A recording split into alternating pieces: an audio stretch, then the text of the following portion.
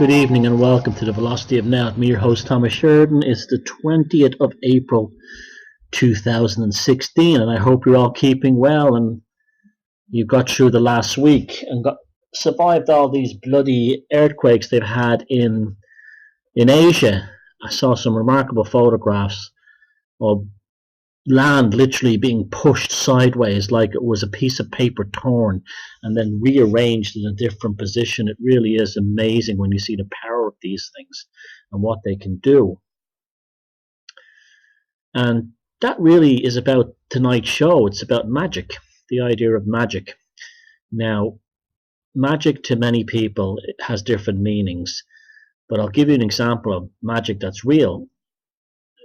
Once again, and people can check this on the Facebook page, those of you in the Velocity of Now Dream project, just like you did with Tianjin in China and unfortunately the Bataclan Art Center in Paris, you reported to me that you were dreaming about something happening in Asia, and that's where the earthquakes happened.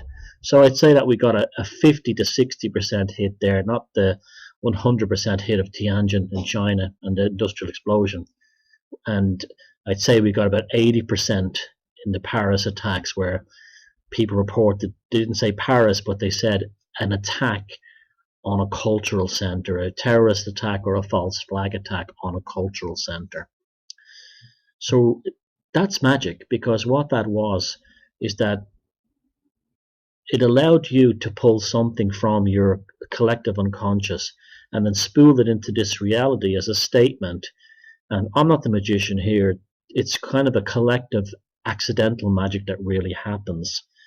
But magic is everywhere. People who think that magic is not real or is not part of their life, hopefully tonight we'll change that. We'll change this for you. And I'll explain to you why magic is important. I'll give you an example of black magic. Now, black magic is the magic that takes something and makes you believe something against your will. Now, advertising and things like that is loaded with black magic, marketing, public relations, this need to make you buy things that you don't want, using language to make you want things, using social things to make you want things. For instance, like convertible sports cars on TV back in the 50s with the guy, and he has a beautiful bikini girl on American TV in the 60s, and even added in songs by the Beach Boys like, you know, Everyone Goes Surfing, Surfing USA. That was all designed to play a black magic spell on young men, that if they didn't have the convertible Mustang and the beautiful bikini girl beside him, then he was some kind of a failure as a man. They needed to implement this kind of black magic because the idea of serving yourself or proving yourself as a man through military has really been irrelevant ever since we've had the invention of gunpowder, and specifically since automatic weapons in, say, the First World War. You could not really be a gallant, excellent soldier on the field when you're charging into the Somme and there's 100 German machine gunners firing diagonally, indiscriminately into the charging masses. It's quite different than when you charge in a battle with a sword or a bow and arrow or even an old musket. With a bayonet, you had to plan how you moved across the battlefield. You had to employ a certain strategy and then show bravery and gallantry when you reached the other lines. That's impossible when you're having machine guns, landmines and drones. So the idea of a man in the West particularly proving himself through battle and combat was over, and there was a void there for that. So the advertisers and the marketing and the public relations people created the magic spell of young men have to have this amount of money, this kind of car, these kinds of looks, this kind of haircut in order to have a woman. And they played the same thing on the women as the idea of motherhood decreased and the pill came along and less women were having babies. Instead of being mothers and grandmothers and maternal and mavens for the family, what they did then was they had to create this idea that the woman had to be, first of all, in the 60s and 70s, the perfect kitchen to keep up the Joneses, this kind of idea. And when she went into the workplace, she had to have everything perfect, look perfect. And these are all magic. This is magic because there's no law of nature that says you have to do these things. It doesn't exist anywhere. But you are made do them because even if it's not overtly put in your head, it's subliminally put into your head. And that's how you prove yourself. The 3 feathers that they give people today, give men today, are not for not signing up in bravery of war. The 3 feathers they get today are for not having the same kind of lifestyle as a Hollywood star or a rock star. That's why you have so much of this notion that anyone can be a rock star now. You have like drinks called rock star.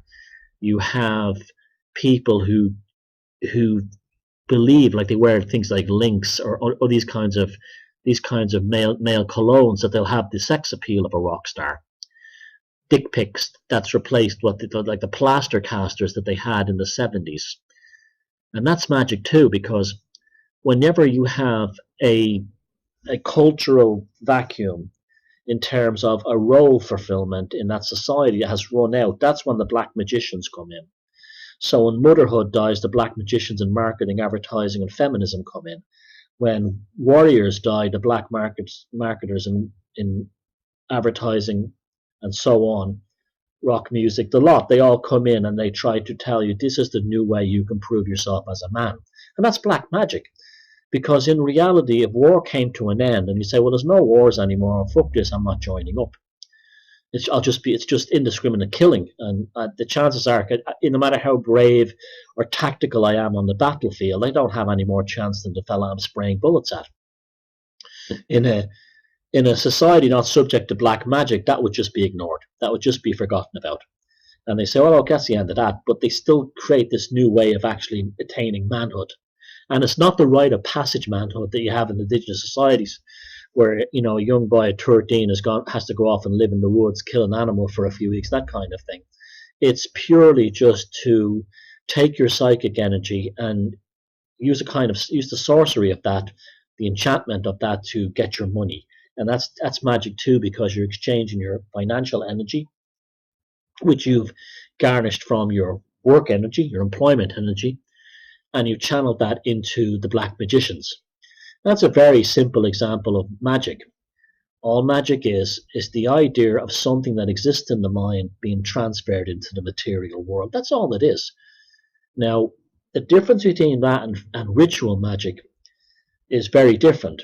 Ritual magic is a case of extreme will through the form of a ritual being put into an extreme pure of energy, an extreme stream of energy, a pure stream of high energy that allows you to achieve things that were previously very difficult or seemingly impossible.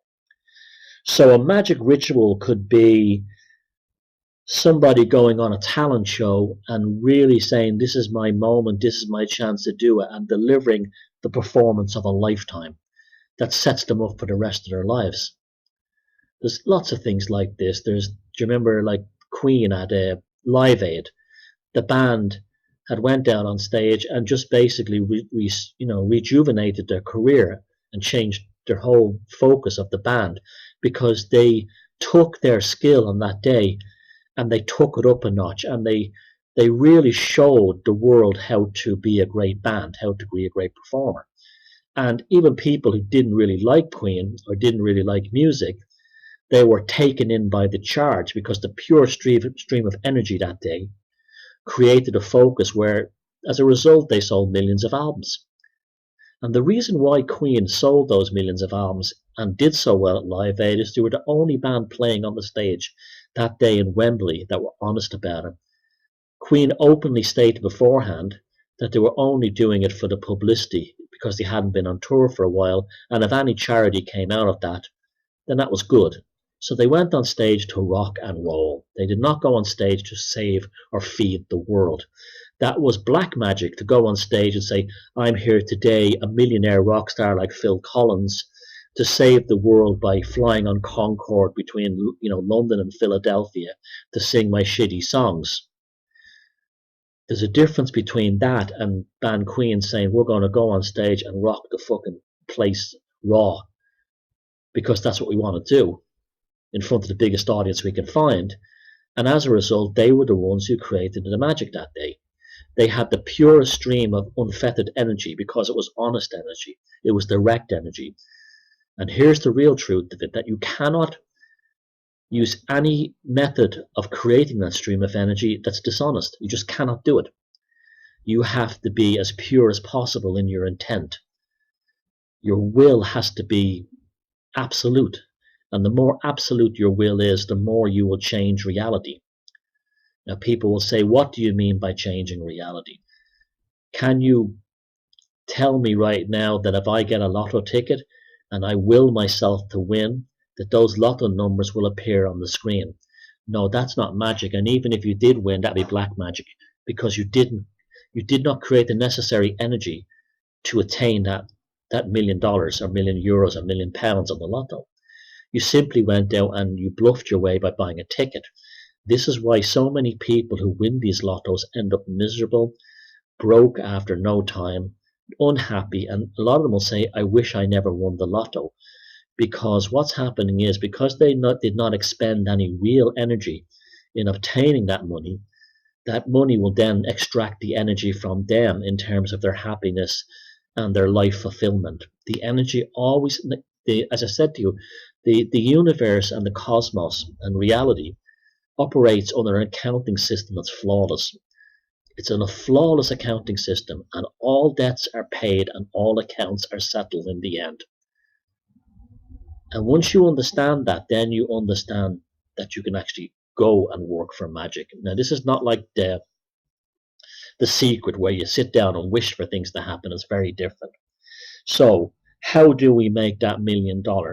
Well, you don't do it by picking the lotto ticket. As I said, if you win a lotto ticket, it will not work out for you.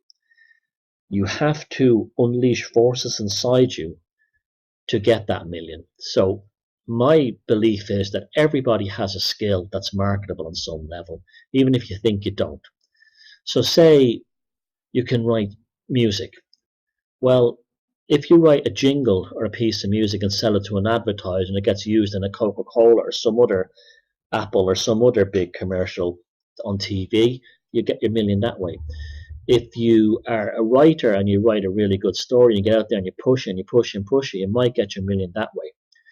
Now, very few of you will get the million, because very few of you, including myself, has that much psychic energy to produce that level of a stream of intention from the action. But suppose you do create that piece of music, and let's see, other options will open for you then, because you've now created, let's say, okay, you've written a song and you're trying to give it to advertisers and saying, please buy my song or piece of music for your movie soundtrack and I'll get my million. Well, maybe it doesn't happen, but let's look at that stream of energy. Doesn't go to waste, because your magic will still produce something. So you might put it on YouTube, and some girl that hears it might think it's wonderful, and you meet her, fall in love and get married and produce a child. You didn't produce $1 million, but you produced a child. You still haven't faced, and you've fallen in love. You still haven't wasted that stream of energy you began. You may end up selling it for $50, £50, €50, but you got £50, $50, and €50 you didn't have before, from the stream of energy from your creativity. You've taken something in your mind, brought it into manifestation, and changed it into energy. And that energy has produced money. You may meet a guy in a band who hears your music and he says, I can't for the life of me sell my music either. Two of you get together, you knock heads together, and you form an agency that starts to get music to address this issue, that starts to deliver music directly to movie producers, TV producers, and advertising companies. And suddenly it's not your music that's made it, but you're on a salary of 100, 200 grand a year, and you're doing very well. The stream of energy never goes to waste. And I always say this to people, and you've been hearing me this from day one, you must create. There's no loss in creativity. None at all. There's absolutely no loss in creativity, because somewhere down the line it will deliver.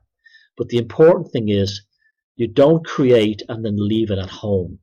You have to charge that stream of energy by getting out there, either putting it on the internet and sharing it on YouTube, or getting out there and playing it live. No matter what you do, writing a book, just get the damn book and publish it. But it'll never go to waste. You'll always achieve something that you didn't achieve from before. Now, the magical intent is the act of creativity from something in your will and it put out there into the world. But the magician soon learns to work that energy in such a way that it becomes a building block to build something upon. And if you see ritual magic, it works. Now, ritual sorcery, occult magic works exactly the same way. The initial ritual is built upon by more and more rituals, and more energy is built up to an extreme form of focus. You just don't go in there and go abracadabra, 1, 2, 3, click your fingers and it happens. It takes work. Magic is work, but it's not employment. Remember that. It's work, but it's not employment. You're not a slave. Magic allows you to transform situations for your benefit in lots of ways. But the thing is, and here's the secret, not the secret, the book. This is the secret to making magic work, is to appreciate the small things rather than to complain about them. So if you wrote a book with the intention of saying, I want to make $1 million, sell the rights to a Hollywood producer and sell hundreds of thousands of copies, and you only sell 40 copies, be thankful for the 40 and be proud of the 40 that you achieved. Because if you're not, and you say, oh shit, I only saw 40, it's a failure, well, then you're putting a black magic curse on yourself, because you've turned that energy into the bottom half of the sine wave, and it's become a negative signal. It's become a negative signal. This is a huge mistake. Now, this also brings us up to the idea of rivalries. We often see TV shows and films like Harry Potter and Lord of the Rings, where you'd have Gandalf the Grey and Saruman. In reality, wizards do not battle one another. They do not battle one another because it's too much energy that's needed for other things. So therefore, suppose you start a business, carpentry business, open a shop, and you have a friend who starts a business, something similar. Well, if you start to see yourself in a rivalry with your friend or with your family member, you're immediately destroying your stream of energy, because your focus is now on them and beating them. So therefore, what you're doing is you're actually, competition is not healthy when it comes to things like this, because you need all the energy you have to focus on your thing. And as soon as you see that they're doing better than you, you will start to destroy your stream of energy through envy and through resentments and through petty jealousies. And the focus is off. It's like taking a bead with a rifle. Suddenly you get on target, and then something draws you off target and you miss. Secondly, these resentments are very, very toxic. Another thing, if you do better than your friend or your relative in your business compared to theirs, you must not be boastful in any way in terms of they got what they deserved and so on. Now, even if they're resentful of you, just ignore it. Just ignore it. Weak men and women do things like this. Weakness is about resentment is weakness. It's a weakness of the psychic force.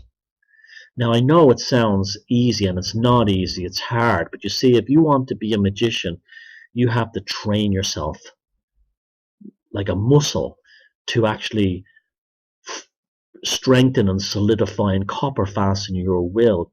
So if someone runs off with your wife or your girlfriend or your husband or your boyfriend, all the hatred in the world, and I'm not saying the hatred initially is wrong, but all the hatred in the world is not going to make them come back.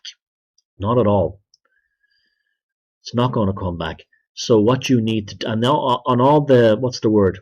All that energy focused on that is what you need for something else. So if you can take that energy, say you've been dumped by your girl for your best friend, or your fella for your best friend, if you can write a song about that, you have transferred that energy. But be careful, don't let them know that it's about them. I know that sounds weird, but you must be as vague as possible, because that will undo the stream of energy also, because it's another form of resentment. Look, hey, look at me, I'm getting back at you by writing a song. It doesn't work. This is how you train your will. If I was to start a school, the first thing I would do to teach kids is to focus their will. To focus their will away from what they can change and towards what they can change. This is why they give you sports. You put all your hopes in a sports team. If they lose, there's nothing you can do about it. Same with politics. Let's look at this guy, Bernie Sanders. Now, this is a masterclass in black magic we're witnessing. What Bernie Sanders is, and the people he's drawn to, he is, in essence, he's almost like, imagine that Obama was a god, right? A god, and that's how he was portrayed. He's been an incredibly disappointing person to all the people that celebrated him as a godhead in 2007 and 2008. And all they have to show for it is mountains of burning corpses and him holding his Nobel Prize. Those resentments are building up in those people, but they do not want to feel like they were duped. So because of this monstrosity of Christianity in the West, they have a salvation need. See, this is the greatest crime of Christianity in the West is to create this idea of salvation, that somebody external to yourself must save you. That's why Christianity is a form of Satanism or black magic, in my opinion, because it tells you have original sin and only someone else can save you. So therefore it attacks you before you're even born. Christianity attacks you before you've even come out of the womb. And so people grow up with this need for a savior, a salvation psychosis. And that's where, so what happens is when Obama lets them down and betrays them, it's so difficult for them to say or admit, I have been duped, or I've been made a fool of by this charlatan. He's just another asshole in politics. Rather than doing that, the forces that be take all that psychic disappointment and then they reassemble it as a golem in the guise of Bernie Sanders. So Bernie Sanders is a golem constructed from the refuge and flotsam of the Clinton failure. Sorry, not of the Obama failure. And in many ways, yeah, he was also the Clinton failure too as well. He's a golem. He's a golem of Americans' frustration with their inability to walk away from the spell. They know in their hearts it's a spell, just like cult members know they're full of shit. But it takes an awful lot for a human being to admit they're wrong. So this golem of Bernie Sanders, you hear people say things like it's all about the man and it's all about the policies and not about the man. And yet the Bernie Sanders cult, that's what it is. They're obsessed with images of him. They watch videos of him all day. Look what Bernie did. Look what Bernie did. He's ordering an ice cream. I love this guy. And they put it on screen. I saw a video of him the other day going to see an art gallery in New York of images that are nothing but him. And yet we're told that his policy was about the policies and not the man. And that's clear out gaslighting, absolute out and out gaslighting. It's like cults. Cults gaslight their members by making videos or doing reports on other cults like Jonestown. And this is not that they lack irony, but this is the gaslighting. To gaslight their members, to say, look, you're not in a cult. Jonestown was a cult, but you're not in the cult. This kind of thing. It's all the time the black magic is played. Now, if you put your hopes in a politician, in a football team, in a sports star, in an X Factor star, in anything like this that's external to you, you're basically handing the black magicians the wand to put a curse upon you, to knock you down. And this is what's so important, that you do not do that. You can admire someone who's a sports star, and you can say, wow, he's a really good player. They're a very impressive team. I can do that. I still do that. You can look at someone like Conor McGregor and say, yeah, he's really impressive. But when he gets the shit kicked out of him like he did last time, you just say, well, that's just it. That's just the end of it. Or your team loses and gets relegated, doesn't qualify for the World. You say, well, that's just the end. That's the way it is. It's the emotional attachment that creates the pure stream of energy that's being taken out of you. It's being conducted out of you. And this is why magic is everywhere. And once you start to understand this, once you create the focus of your will by detachment from things you can't change, you will suddenly find that you have a psychic stockpile and energy for things you can change. Now, I've been practicing magic most of my adult life, though I'm talking about ritual magic, I did give up on it for about 10 years, not for any bad reason or anything. It was just that my life had went in a direction that, looking back on it now, was very inauthentic to myself. And I was creating black magic through playing the game. And looking back on it now, I probably should not have done that.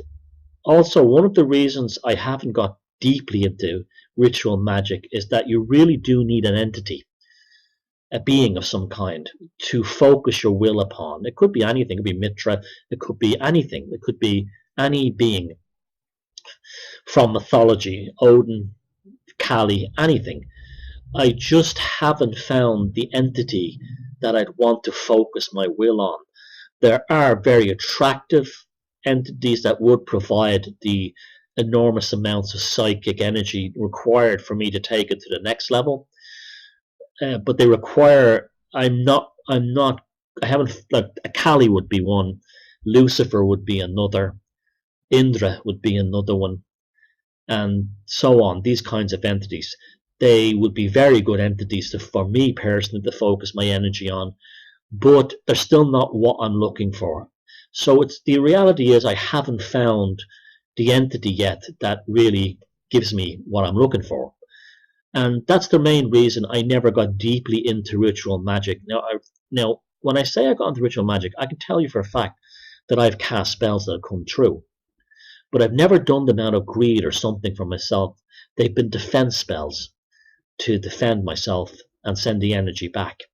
And believe me, I've actually destroyed people who went out to attack me for no reason. Now, there was times I brought it on myself, so I would never send it back at them.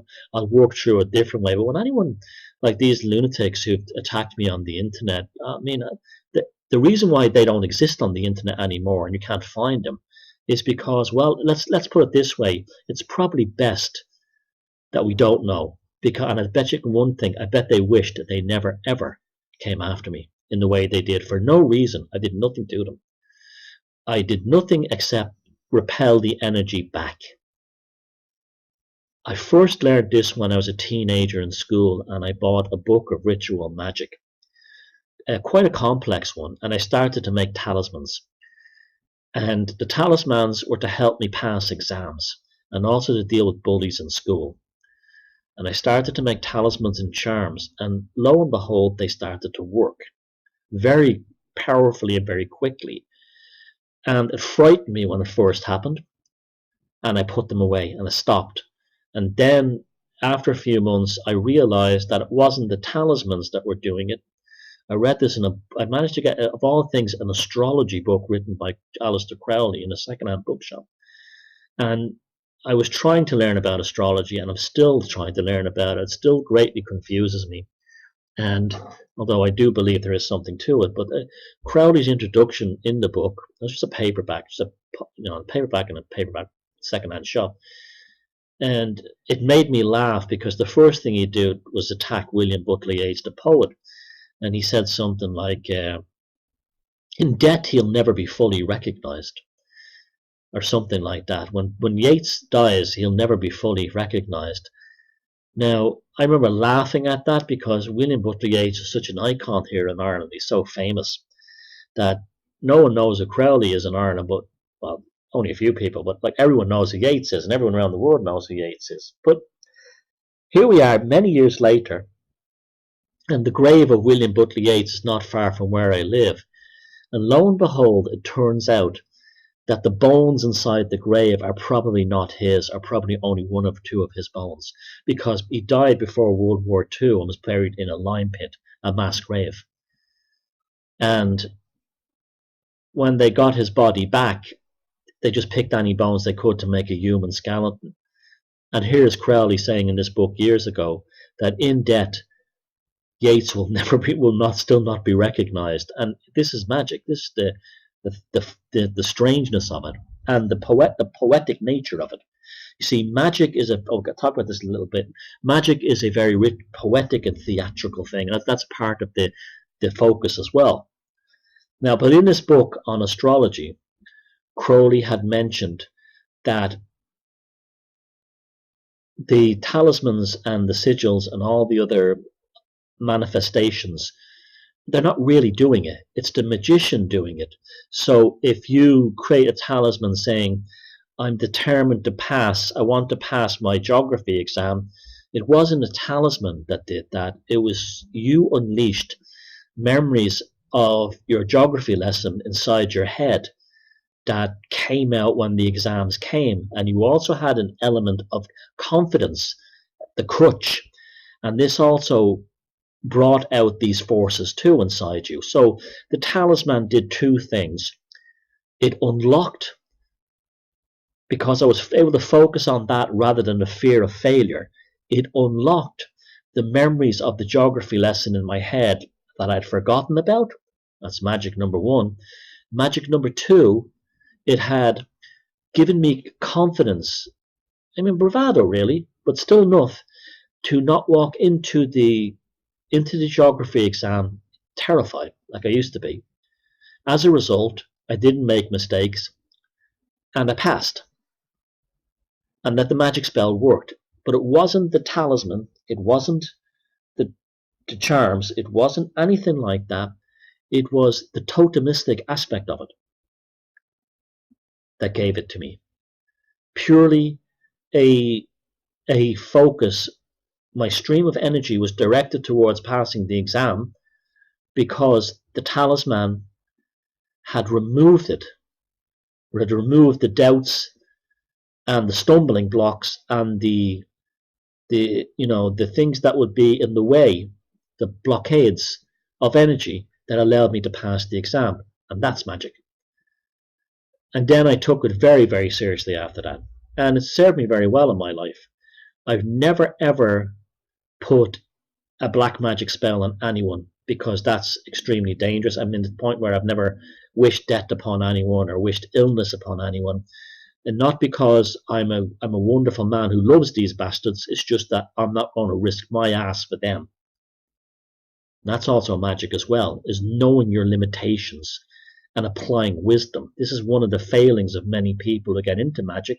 We see that with Jack Parsons, is that they had so much success that they eventually kills them. A hubris appears into it.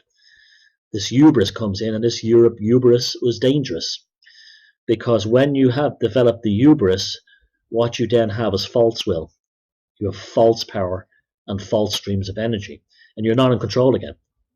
You're not in control again. You're not focused. You're not applying wisdom. A few years ago, I did a talk in Bath called Painting Yourself Out of a Corner. And in that talk, which is on YouTube, I pointed to an image of the all-seeing eye on top of the pyramid, and I said, you know what that is? That's just a picture of a pyramid with an eye on the top. And I could literally feel at this alternative event like a balloon of the pressure on the hall dropping. I gave people the permission to see that thing, that image, what they call the all-seeing eye, as nothing other than a graphic. I said to them, that's all that is. It's nothing. Picture of an eye, picture of a triangle. That's the end of it. When you say things like, this is the symbol of the Illuminati and their power over us, you put a black magic spell upon yourself. The Illuminati, who don't exist, have not put the spell on you. You have put the spell on you. You have bewitched yourself. You have imprisoned and spellbound yourself. Nobody else. Nobody else. If you do that with a flag of the oppressor, your country gets invaded and the oppressor's flag goes up, you look at that and go, bastard fucking flag. You have put yourself under a spell because that's what they want. When you hate a politician for passing policies, you have put a black magic spell on yourself. You're taking your energy away.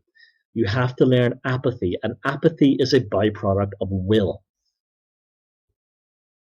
Will is everything. You must have will. And apathy is almost like the blank page. Apathy to your oppressors is almost like the blank page on which you can paint the brushstrokes of your own liberation. But if you look at the blank, if you have okay, here's a good one for you. Those of you who are hung up on these Illuminati symbols or these things like that, get yourself a blank sheet of paper, right? And on that blank sheet of paper, I want you to draw the all-seeing eye with the triangle on it, right? Just draw it. 3 sides of the triangle, the oval in the center for the eye, and 2 circles in the middle representing the pupil. Do it in pencil. Look at it for a second and think about all those Alex Jones videos and all these other things, the stupid pop stars making the triangle sign and all this other nonsense. Then get yourself an eraser and rub it out. Rub it out. Just slowly rub it out and rub it out. And then dust off the pieces of rubber and the pieces of charcoal or lead from the page to one side until you have a blank page in front of you. And all you have then is the indentation of the triangle or the all-seeing eye. Okay? You've rubbed it out. Now on top of that, write your own first name in pen. You've won. You've broken the curse. The curse that has been imposed upon you by your so-called truth gurus and that you have fed into your own psychosis. Now I want you to do the same with somebody who you hate in your life and has really got you down. Someone who's broken your heart, someone's bullying at work, someone who's just making your life shit. Write their name down in pencil and don't elaborate. If his name is Dick, write D-I-C-K in pencil. Look at it. Remind yourself of all the things that this person does to you that gets you down. Take your eraser and rub out Dick's name. Then I want you to write your name in pen on top of that. Better, write it in magic marker. Better still, write it in Sharpie pen. Better fucking still, do it with a paintbrush and paint. Then take your name and elaborate it. Right, brings on the serifs on the letter. If your name is Patricia, on the bottom do swirly serifs. Color in the P. Work your way around your name. If your name is John, start with the J. O, color in the O. Maybe do a little scene. The H, draw the H. Draw things you like inside it. And then the N, and elaborate, color in and fill it. Dick is gone. Your oppressor is gone. And John is here. That's magic. Use your favorite colors. Dick is gone. Your oppressor is dead. And you are now here. You will be amazed how empowering that is. How powerful that is. I'll give you another magic spell you can do. Those of you in America, you know the elections are bullshit. go down to the election place, walk into the election booth, and vote for nobody, and walk out laughing. Well, vote, I've done that. I've got the last election I was at here. I walked in, I looked at all the names in the sheet, and it was how we did it. I live in a very rural area, so we didn't have a machine or a lever or anything like punch. It was just simply a photocopied paper.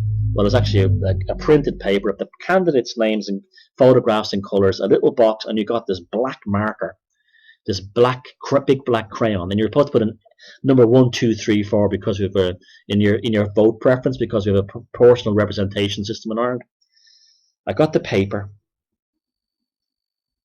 I folded it up, I put it in the box with no one on it, and I walked out and I stole the marker and the crayon, and then I brought the crayon home, and then I used it to sketch out the lines for a painting. I won. It's that simple. This is magic. So no frustrations about the political party, no frustrations about the policies, no frustrations about my man not winning. I won. I won. And you can win too. It's that simple. Now, you're going to say to yourself, oh, come on, I can't solve all my problems in life like that. Of course you can't. No way. But what you're doing is you're building the foundation for the future going forward. Remember, the ripples in a pool still need the pebble in the middle. And the pebble hitting the middle of the pool, it's only a tiny little ripple at first. And then the second ripple gets wider. And this is the energy stream. This is the magic stream of energy building out. Building out, building out, building out. And by the end, you have like a ripple that's got from one little pebble in the middle of a swimming pool. You have a ripple that hits the 6-foot deep end on the other side. And it doesn't matter if it hits the 3-foot shallow end on one end and the 9-foot deep end on the other. The ripple still gets to the top. It still gets to the top. But you have to cast that pebble first. That's the charge. And this is the second aspect of it, the charge. You must build it in and charge. So like if you throw a little pebble in, your ripple mightn't reach the banks. But if you throw a fucking boulder in, you'll not only reach the banks, but you'll splash back the energy to you. The bigger boulder is the bigger charge. It's the bigger charge. Now, how in a situation do you develop a bigger charge? Well, say this guy Dick, the Dick at work that's you've rubbed your name out written on top of it. Now that he's out of the way in terms of that, and anytime you see him, you smear it to yourself, and you remember you rubbed out his name and wrote your name, John, bigger, or Mary, whatever your name is. Then what you do after that is, that's now done with. It's sorted, right? You're either going to get better at your job, people will notice you walking around much more confident, or secondly, you'll start looking for another job without having to think of it. You're not looking for another job because John has driven you out of the job. You're looking for another job because you're better than Dick. You're better than Dick. You have rubbed out his name out of your existence. He's no longer a psychic virus inside you. There's a lot to be said for these ideas of like, who gives a shit and so on. This is why these people are happy, because they're not burdened by the neuroses of things they cannot change. This is all magic is. The basic form is taking something in your psyche and bringing it into manifestation. So when you have rubbed out Dick's name and written John's name on it, what you then have is a pyramid. You have a grimoire of your own journey. You have a ticket to the future that you didn't have before. And this is why you keep it on you, to remind yourself. It's now a talisman. It's now a talisman. You've done nothing to destroy him. You haven't cursed him. You haven't put black magic on him. You haven't stuck pins in a doll. All you've done is remove them from a piece of paper, turned it into a talisman. It's now in your pocket. And you have a license to drive into the future, a license to get free transport, a license to do whatever you want. This is your hunting pyramid. You're now hunting for the energy that you need to move forward. This is what you need. The energy to move forward. You now have a permit. It's not stamped by City Hall or the government. It's in your pocket, stamped by the only person that matters. That's you. And that is magic. That is magic. This is why armies have flags. Countries have flags. That's the permit to create the state. When you understand this, you're amazing how creative it becomes. You'll learn how to do other things. You'll suddenly find that your will is very much now focused towards a transcendental, transformative process. You're not going to happen overnight. You're not going to feel amazing instantly. But what you have now is the permit to move on. Now, if you have a permit to go hunting or a permit to fly a plane, it just means that at some point in the future you will go out hunting and you will get the plane. So you're on your way. You have that, and that's how you must see it. This is your passport to the future. And this is how you think in a magical way. Suddenly you'll find that life is much more interesting, that nothing is ever mundane anymore.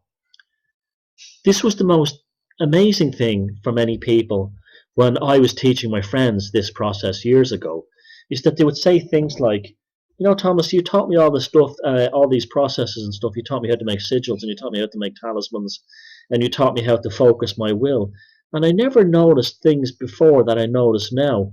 Like the park I walk home through from work, I never noticed how more beautiful the flowers are. That's because the persons who was walking home from work, their focus had been taken off the assholes in work and their shitty job.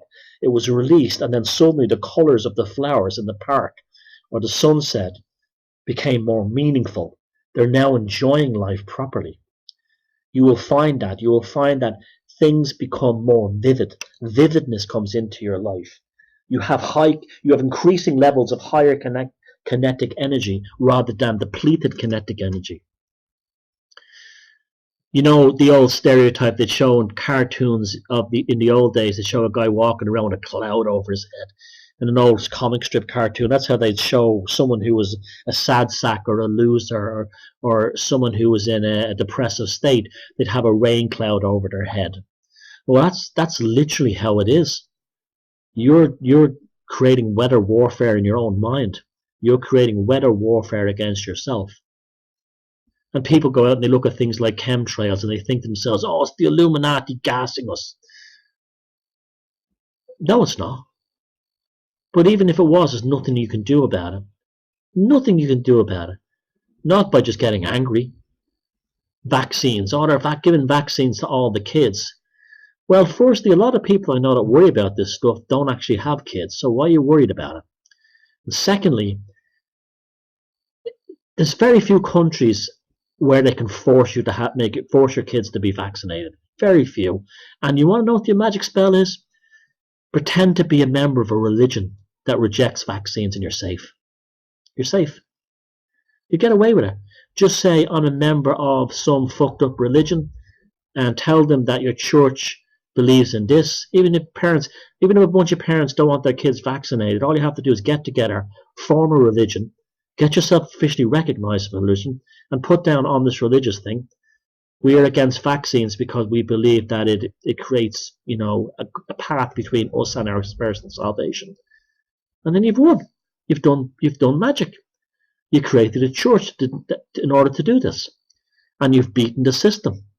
You see, you must always use the psychopathic grid's own kinks in its armor to beat it.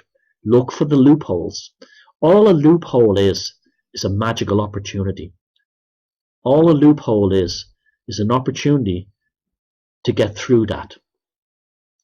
Now, the Freeman movement made an enormous mistake by thinking that if they got Blacklord's dictionary and used phrases like "I do not consent," that they would beat the legal system. And what they were basically doing was taking their shit magic that they hadn't really got a clue about and going up against the greatest magicians on the planet, the greatest magi's on the planet, the Law Society. And that's a futile sacrifice. Futile. My attitude to the law is I avoid it as much as possible. I don't go looking for it. My attitude to the law is it's like a crazy neighbor who lives next door. I say hello, I play the game, and I don't ask them over for tea or for dinner. And that's my attitude towards it. That's a healthy attitude. But a lot of these freemen went out looking for a showdown. It was driven by ego, and it was driven by a need to be a hero, so they could post a video of themselves in court, winning against the judge. Because you're never going to win against those people. Even if he throws you out of court one day because there's a backlog of cases and he's sick of the fucking sight of you, he'll get you another day. And that won't be on video. That won't be on video. That will not be on video. You've got to draw a magic circle around yourself. Now, that doesn't mean you literally go and get the Goetia and actually draw the magic circle in and around yourself. Or you go get a book on Enochian magic and follow those paths. Even then, even if when you're reading those magic books, all you're really learning is that they're focusing their will and using magic to do it. That's all they're doing. It's extreme concentration. It's the same thing that how a mother who can lift a 2-ton SUV off her child that's had an accident, lift it up no problem. Her extreme focus of her will has charged her to the point where she has incredible strength. Actually, it's not incredible strength. What's happened is that the car is actually made lighter. I know that sounds weird, but we'll be talking about that later on in another show, in terms of the megaliths and how they actually got the stones up on top of these gigantic plinths. They made it lighter. Now, when I say lighter, I mean physically lighter. It's the same thing when someone holds your hand down and you push up and then you let go and you suddenly find your hand rising by itself. It's the same kind of idea. It's a charge of energy. It's very similar actually to Wilhelm Reich's orgone energy, but in a physiological sense. So the show will come in the last 10 minutes now. So those of you who want to learn about magic, first of all, realize what magic is. It's just the taking of something in consciousness and transferring it into reality. That's all it is. After you realize that, the second thing you realize is who has all the magic these days. The magic of these days belongs to politicians, TV, sports, advertisers, marketing. That's who has it, right? Why do they have it? Because they have the best will. All their power and all their money has given them the best will. How do you get will? Creativity. Creating solutions, creating ideas and originality, and pulling things out of your imagination and bringing them into reality. It doesn't matter what they are. If you have, say, I want to paint a sunset, just paint a sunset. Well, how does that get me magic? It doesn't, but it's starting to process your will. So bring your will into focus. That's why artists have a huge part to play in this. Art and magic is the same thing. Art, it's exactly the same thing. Whether you're a musician, a poet, a painter, anything, a carpenter, anything, that's you're a magician. You're already a magus. You're already a magi.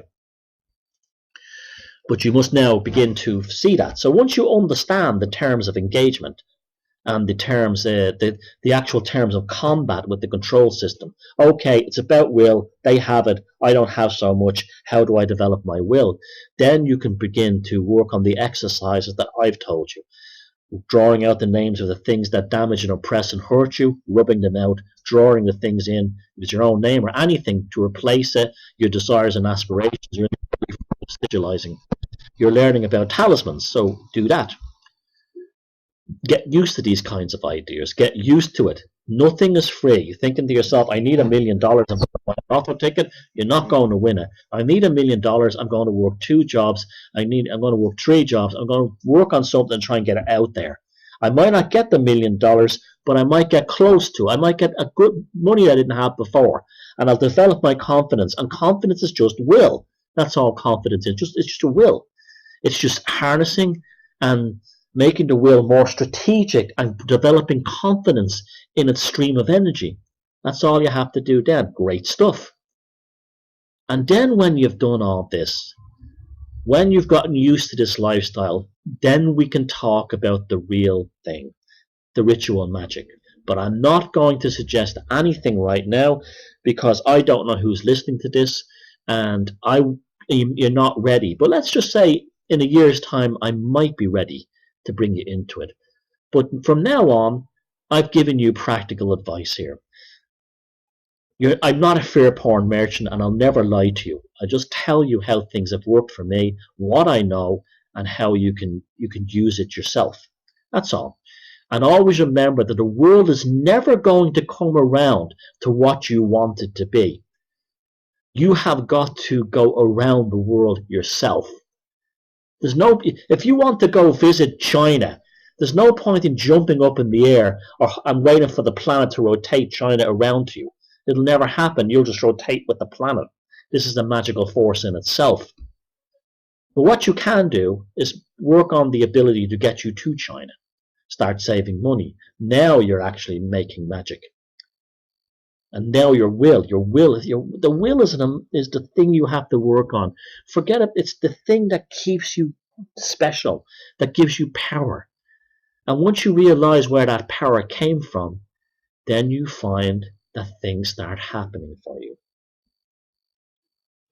But it's all about work. It's not about wishing. It's not about intention. It's not about visualizing. It's not about manifesting. It's about old-fashioned hard slog. But work is a wonderful thing. When you're working for yourself, you're a magician. When you're employed by somebody, you're basically a slave. I'm not putting down people who have to work. I work in a regular job at the weekends. I'm not putting down people who have to do that. We've all got to make sacrifice, but there's ways around it. There's ways to box clever and get back. And there's ways to detach yourself from it where you only see the bleeding thing as money. You only see it as money. I always said to people, all my life I've said to people, I don't want a job. I don't want a career. I want a job. I'm not looking for a career. I'm looking for a job. And I went from the worst ghetto in the north side of Dublin to working in the highest levels of Wall Street. How did I do that? I never wanted a career. I just wanted a job. I understood the terms that office building or that factory or that building site I worked on, and believe me, I've done it all, or that bar that I worked in, I've done it all, was just the means for me to get energy, to harvest energy through my labors, through my work, through my initiative. And that's how I got the money. And I was only interested in the money. I wasn't interested in being a corporate man. I wasn't interested in being a model employee. I never wanted. You see, your face on employee of the month is might as well be your slave wanted, slave found. You just go there for money. That's all you want. Money is energy. To go to a job just for money is the noble virtue. It's the noble focus of the will. It's the correct focus of action. But to go to a job for a career, I'm going to do a career, is the mistake, because you'll still end up at 65 dumped out on the street or in the coffin. The best thing to do is just to see it as a job and try to have fun while you're there. Try to turn your commutes into something powerful. Learn things, do things. I know it's hard work, but we get nothing for nothing in this life. Nothing. Everything comes with pain.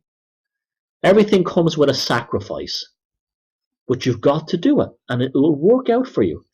But the important thing is to get rid of your slave mentality. And I just gave you some examples of that. Stop voting.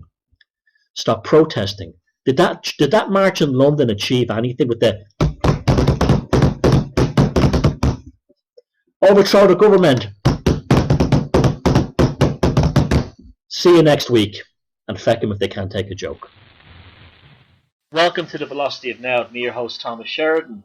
It's Wednesday, the 27th of April. We're heading closer now to Walpurgis Night at Beltane of April 2016. I hope you're all keeping well, and thank you as usual for tuning in tonight and listening to me on this show that so many of you tell me is the best show out there in alternative radio, and I'd be inclined to agree with that. Well, it's one of the best, but as a one-man show with no guests, I think I'm definitely the best. This is probably why I'll never be the most popular show on alternative radio or alternative broadcasting simply for the reasons that I don't cater to fear porn. I don't lie to you for popularity or money or anything like that. I speak my mind, and some people get very angry at what I say, and I don't care. I'm not here. I'm not a performing seal. I'm not a monkey organ grinder. I'm not here to to indulge you for the sake of my popularity. If you don't like what I say on some things, well, tough shit. I don't tune that out. I don't care. Now, last week's show on magic, well, you went mental for that. You absolutely loved it. I was a little bit apprehensive. In fact, a friend told me I shouldn't do it when I mentioned I was going to do it. And I said, no, it'll be okay. The people who listen to my show, they're not, ticko-throofers. They're people who've moved. They've looked in the truth scene. They've moved out of it and are now onto something else. They're almost like a new bohemians, and they're relearning again. They've woken up for the second time. I said, I have no problem with it. And you make me so proud of yourselves, because not only did you not have no problem with it, but you totally got it, and you totally embraced what I was trying to do and what I was on about last week. And thank you for that. I'm very, very proud of my audience. When I look at the comments you left and the messages and the emails that came through, I'm very, very proud of you guys. You're really on board with what I'm trying to do. You've really joined the conversation as participants, and this is the way out of it. This is the way we build a new reality, not by someone, watching, some videos on YouTube and deciding that they're satanic programming and then going on the radio and pointing out this. That's all childishness. That's like video games. We don't play video games in the philosophy now. We're a philosophical outlet. In fact, all my work ultimately comes back to philosophy and natural philosophy. And so, thank you for that. If you want to support me, go to my website, thomassheridanarts.com.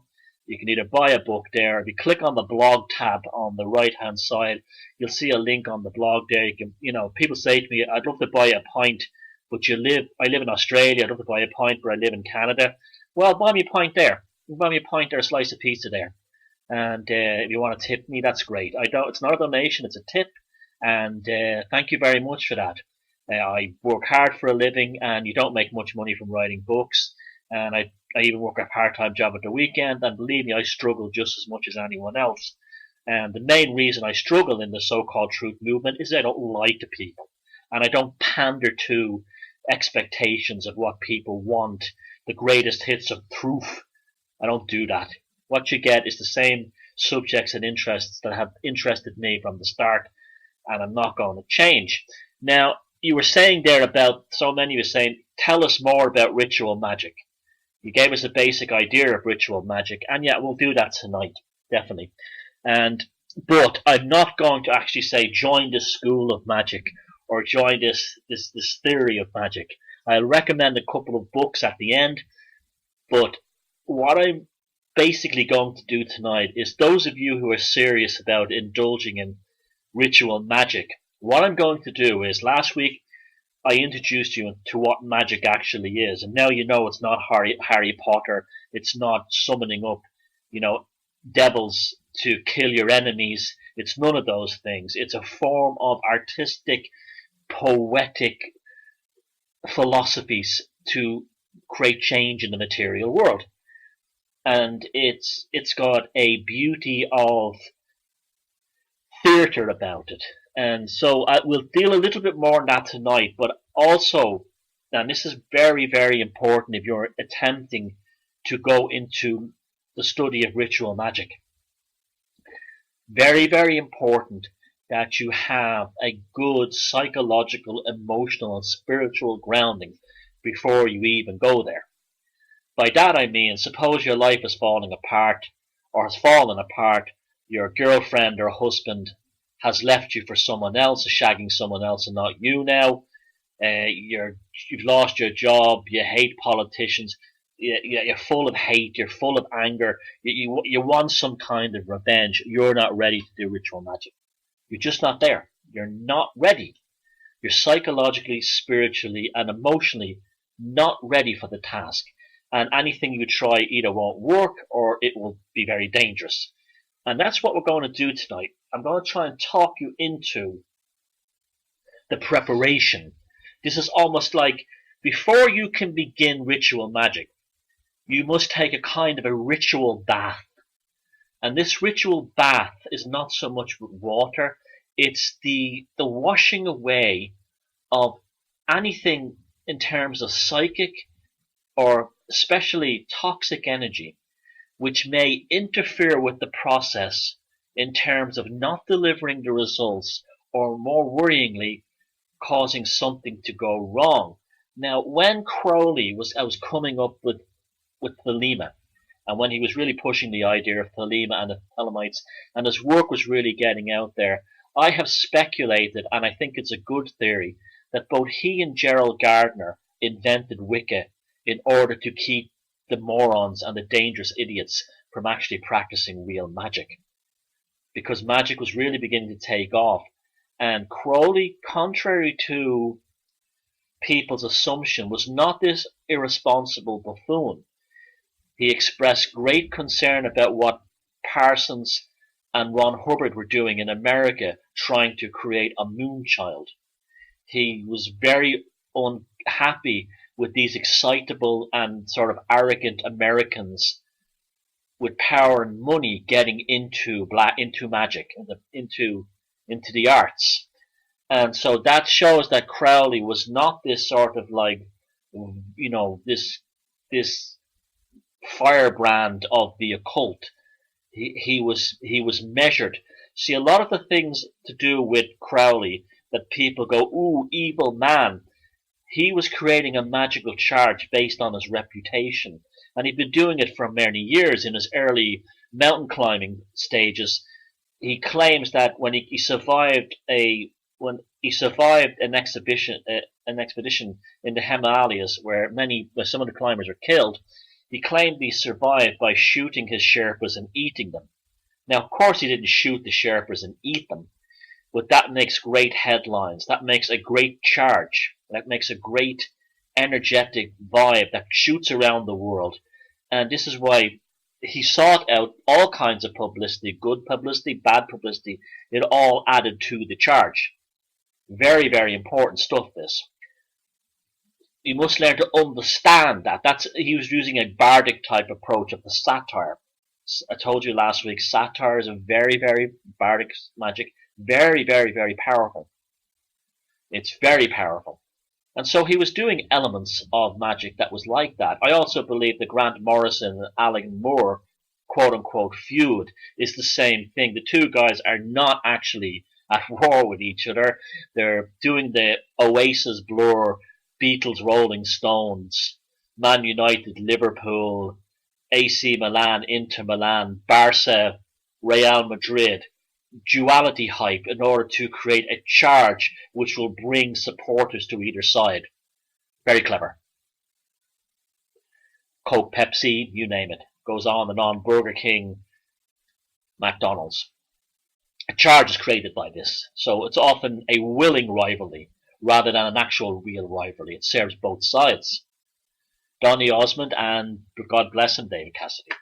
To bring it down to something trite. It's been going on forever, and it always will. Now, I want to read a passage, a short section from my upcoming book, The Druid Code, which I'm sure you will all enjoy very much. I'm going to do with mythology and ancient history what I did with the issue of psychopathy, bring it to a better understanding to a wider audience. And I just finished a segment the other day which I'm talking about a subject which shows the power of magic, the power of magic to survive so long. The analogy I gave was, if you have a still swimming pool, if you even drop a small pebble in the middle, those ripples will eventually get to the edge. If you throw a large boulder in, all you're doing is creating a more powerful charge of more instant results. But it matters not whether it's the pebble or whether it's the boulder. The ripples created by both will still eventually reach the edge of the pool. And that's the charge. So even if you think you flopped at first, give it time. Because magic has a way of unfolding within itself and growing as an unseen incorporeal force that manifests eventually in reality and in very, very poetic and theatrical ways. And I'll give you an example of that. And this is from a passage from my upcoming book, The Druid Code. Generally, it is forgotten that the story of Ragnarok is, in actuality, a powerful restoration myth, albeit one that comes with a price, that price being the loss of certain magical, powerful crafts and abilities, which are once the exclusive possession of the pre-Ragnarok races and beings. The mayhem and destruction is not the final outcome by any means. Life and even the gods and goddesses, in somewhat lesser forms, begin again. It is their magic, crafts, and supernatural powers that is lost temporarily, or at least no longer mentioned or takes second place as being central to the Nordic mythological identity. A similar motif appears in the telling of the Irish mythological classic, The Children of Lear, when the old world of magic and supernatural are slowly tormented into oblivion by 900 years of a cruel watery fate, as the result of a wicked curse which ends in an Ireland where the old heathen ways and magical places have vanished into the stuff of lore.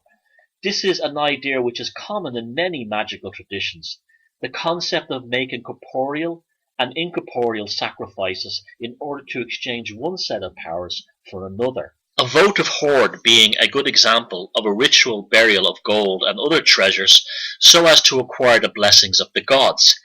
This can also extend to spiritual, cultural, and even psychological sacrifices to the gods in the guise of an older way of living and worship being buried within the culture of a society as a kind of votive hoard of the subconscious mind of the tribe.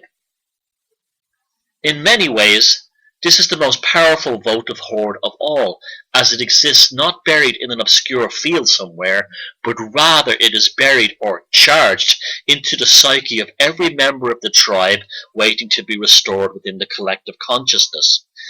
In 1896, the Brighter Hoard was found in a field adjacent to Lochfoyle in County Derry, Ireland, which included the ritual burial of a delicate golden boat as a gift to the Irish and Manx sea god MacMananan MacLear. The initial finding of the Brighter Hoard resulted in a major diplomatic to and fro between Dublin and London as to which of their respective national museums would keep this stunningly beautiful artefact. In the end, Dublin won, and the Brighter Hoard now sits in the National Museum of Ireland. However, it was the sensation and diplomatic tensions surrounding the ownership of the golden boat, creating something of a psychic charge, which unearthed the most powerful treasure of all, the return to the public consciousness of an old pre-Christian god. The Brighter Hoard had performed its main task when the Druids buried it on the shores of Lochfoyle thousands of years ago. MacMananan MacLear was once again the pagan sea god of the Gaels. Today, a large sculpture of MacMananan MacLear, along with his magical boat controlled by his thoughts, which guide the god between this world and the other world, now sit atop of Benevena Mountain, looking down on both Lochfoyle and also across the sea to the west of Scotland. At one point in 2015, the statue had been removed from its plinth and hurled off the side of a mountain by fanatical Christians. The damage was minimal. Even so, it demonstrated to remind us all how Christianity actually became a force in the heathen world as a violent and vindictive crusade against indigenous Europeans. During 2016, the statue of MacMananan MacLear was featured in many photographs silhouetted against the aurora borealis. The votive hoard within the Irish psyche had been restored as a living and popular pagan god once again, sailing his magical boat between this world and the other world.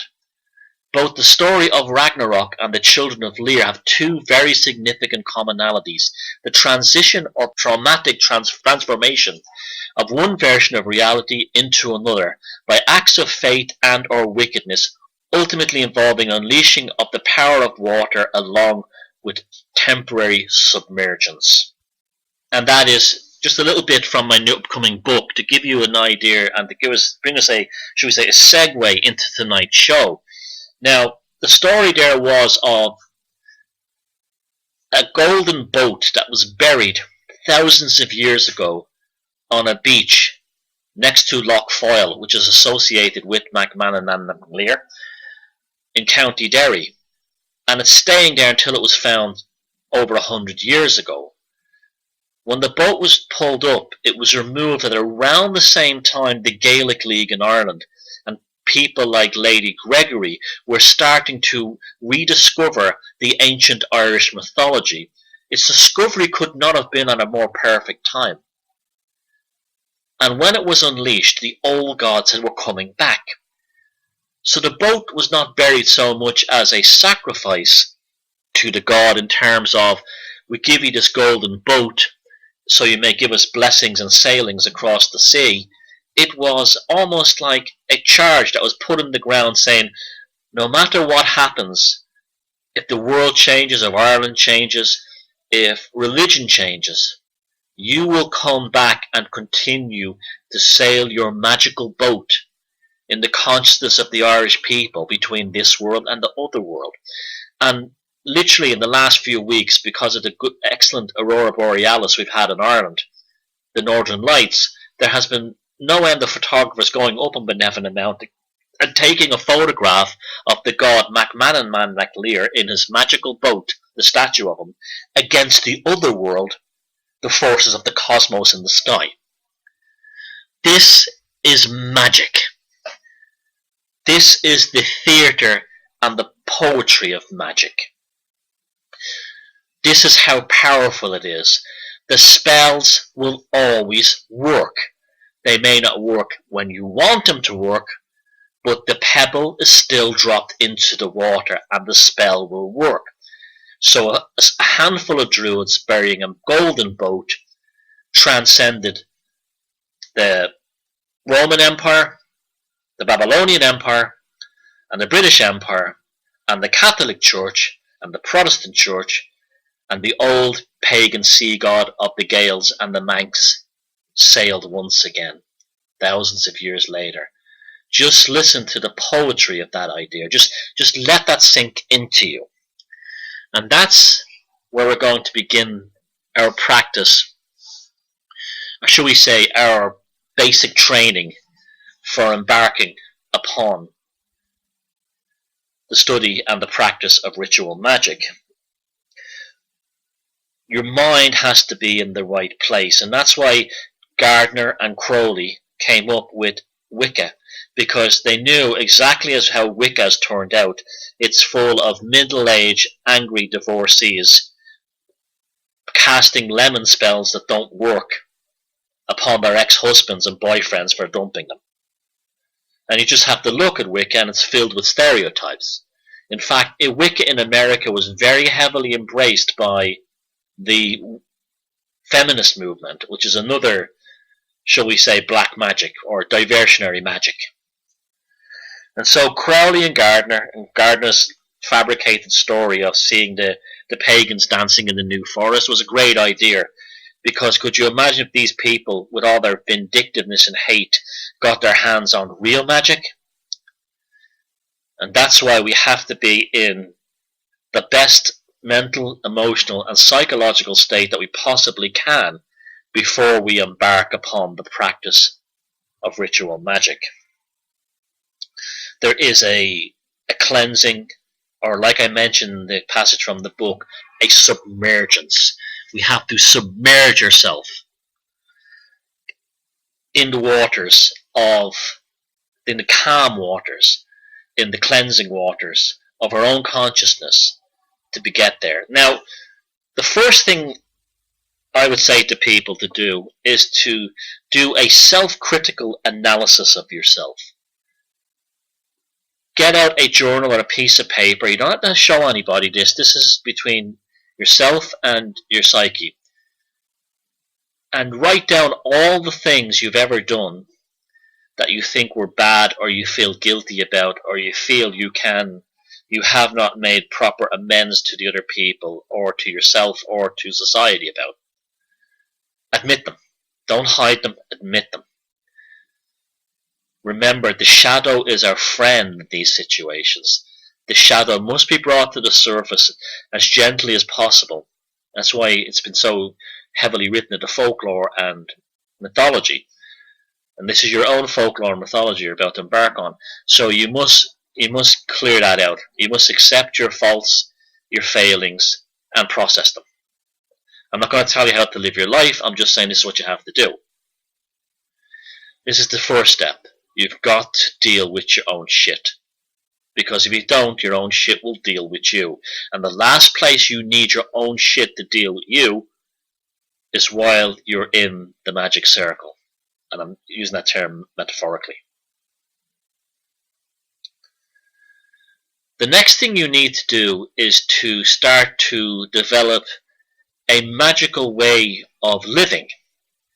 Now, a very good and easy way to do that is to keep a dream diary or a dream journal. I've been saying to this ever since I came on the scene years ago.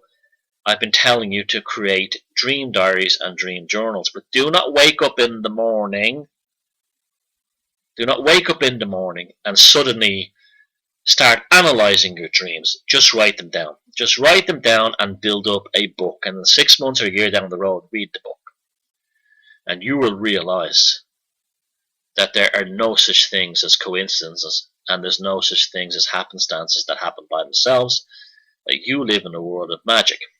Now, as you're doing this, become aware of the poetry of magic. Like that story of the golden boat, that's a good insight into the poetry of life. You will begin to see the world in terms of metaphors and allegories and poetry and theatrical expressions of the will to a remarkably surprising degree. The 1111 number thing a few years ago was part of that. People were seeing 1111 everywhere, although that's mainly stopped now. That number had a great significance. 11 is a very powerful number because it represents things unseen. You can't resolve the number 11 mathematically in too many ways. So the number 11 is almost like the shadow of the fourth dimension. It hints at something beyond this reality. It's there in this reality, but we're not getting a clear picture of it. But we're seeing its shadow or hearing its echo enough to know that it exists. And that's why 1111 was appearing everywhere. If people were noticing it because they were being reminded by their subconscious that there was more to this than the reality that they currently experience. It was almost as if it was a credit calling card given to you by the universe saying, check this out. Or a flyer. Check this out. Mad, isn't it? The 1111 keeps appearing. Here, read this pamphlet. That's what that was going on there. That's what was happening there. You were given an invitation. The next process you have to embark on is to go with your intuition in every single case. Remember, your intuition does not lie to you. Your intuition does not fail you. So the first thing that you have, when you hear something or are told about something, a plan, an idea, or you meet a person, go with your first instinct. You will find that magical experiences rapidly unfold after that because you're developing an honest dialogue with your subconscious. You're not saying to your subconscious, shut up, I don't like you, shut up, stop trying to influence me. Remember, as I said in the upcoming documentary megalithicodyssey.com, in the pilot show, I said the two things we can say for sure about the subconscious myth, the myths of the subconscious and the stones, is that neither one lies to you. Your subconscious on every level does not lie to you, and mythology does not lie to you. That's why it exists and continues to remain. It does not lie to you either. They never lie to you. So by developing a trust, a belief, a sense of security with your own subconscious, you will find that it starts to feel more comfortable with you, and insights and inspiration begin to flourish and begin to unfold with a greater frequency. Don't do things you don't like. Don't do them. There's no It's a zero-sum game. There's no win there. Your subconscious wants to help you, but it doesn't want to be made feel like you think it's a bullshitter. It's not a bullshitter. Your ego is the bullshitter. You're the bullshitter. Your consciousness is the bullshitter. Your social mask is the bullshitter. Your intuition and your subconscious is the honest, most honest voice that you will ever hear. When you do this, when you learn to go with intuition, magic and opportunities start to happen. Now, what's happening here is you're building a muscle. You're building a muscle. You're doing two things. You're securing your psychic firewall, for starters, because you're getting a lot of bullshit out of your life. You see, a lot of the reason people don't like Crowley is because he wasn't full of, he was honest about things. He didn't hide behind the respectable mask. And a lot of magicians don't. A lot of magicians just tell you how they really feel. They have a very secure psychic firewall because their exterior wall, their moat, shall we say, is built of a solid foundation, and it's not built of social bullshit and programming. Be very direct with yourself.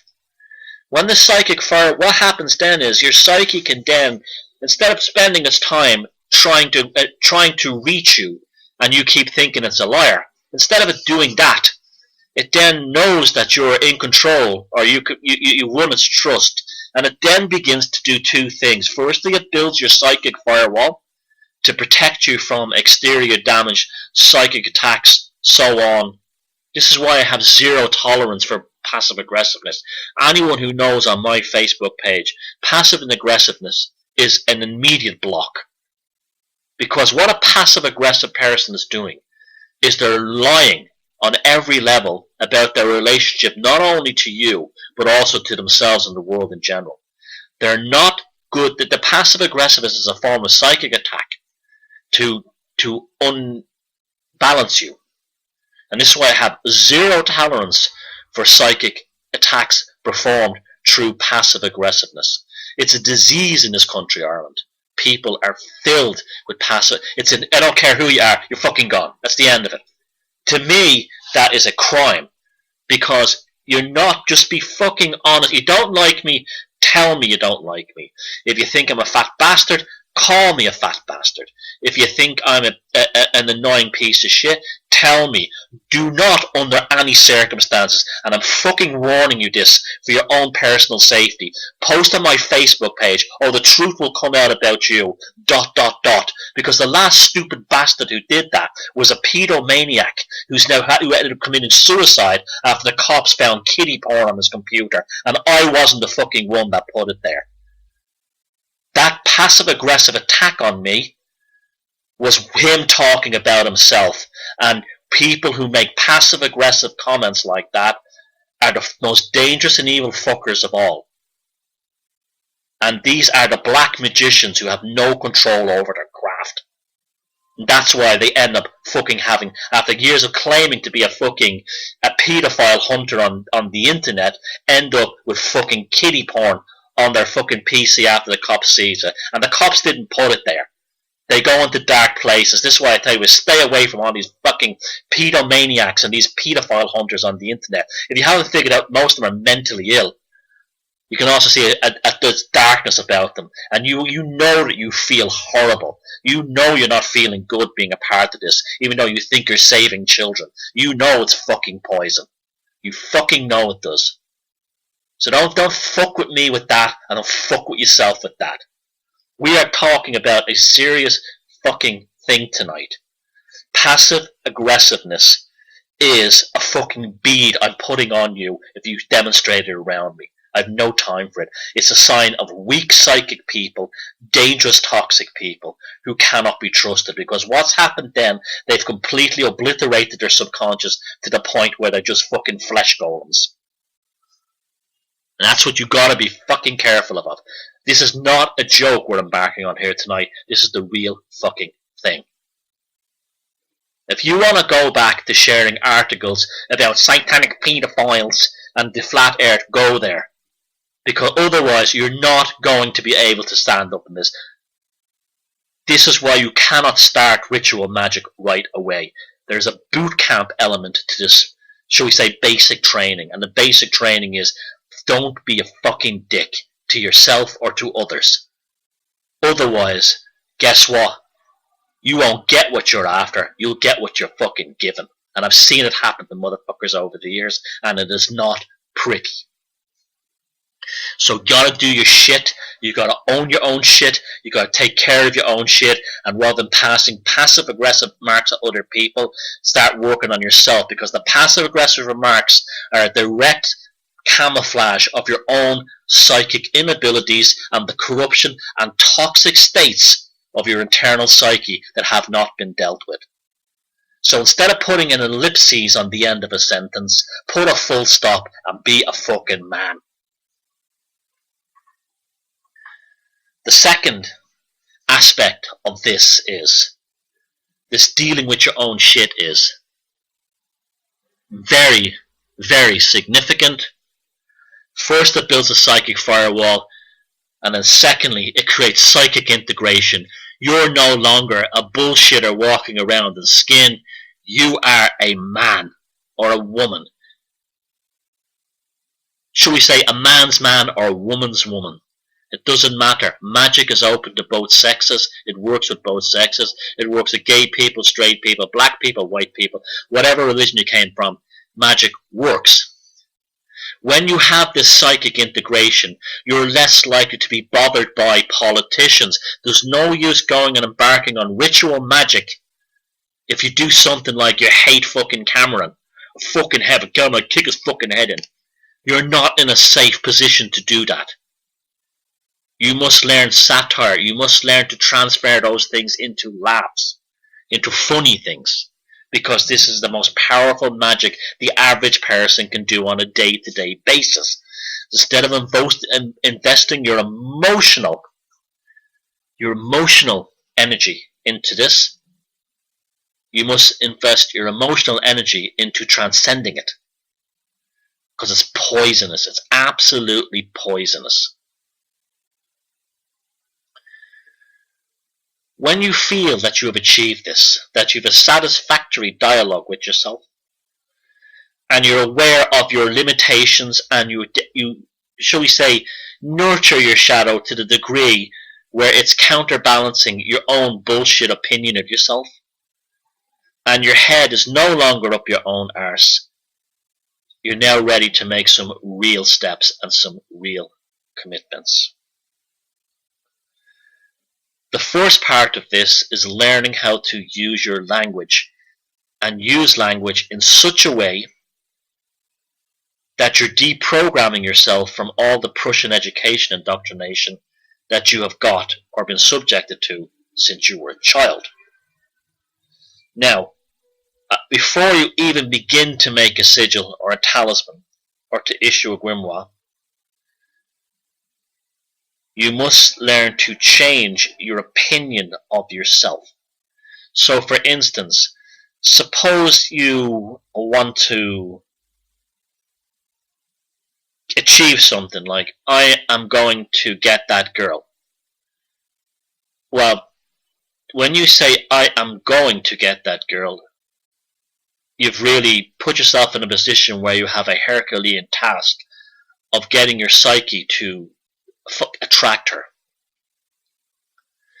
If you say it in such a way like, oh God, I wish I had her, I'd do anything to get her,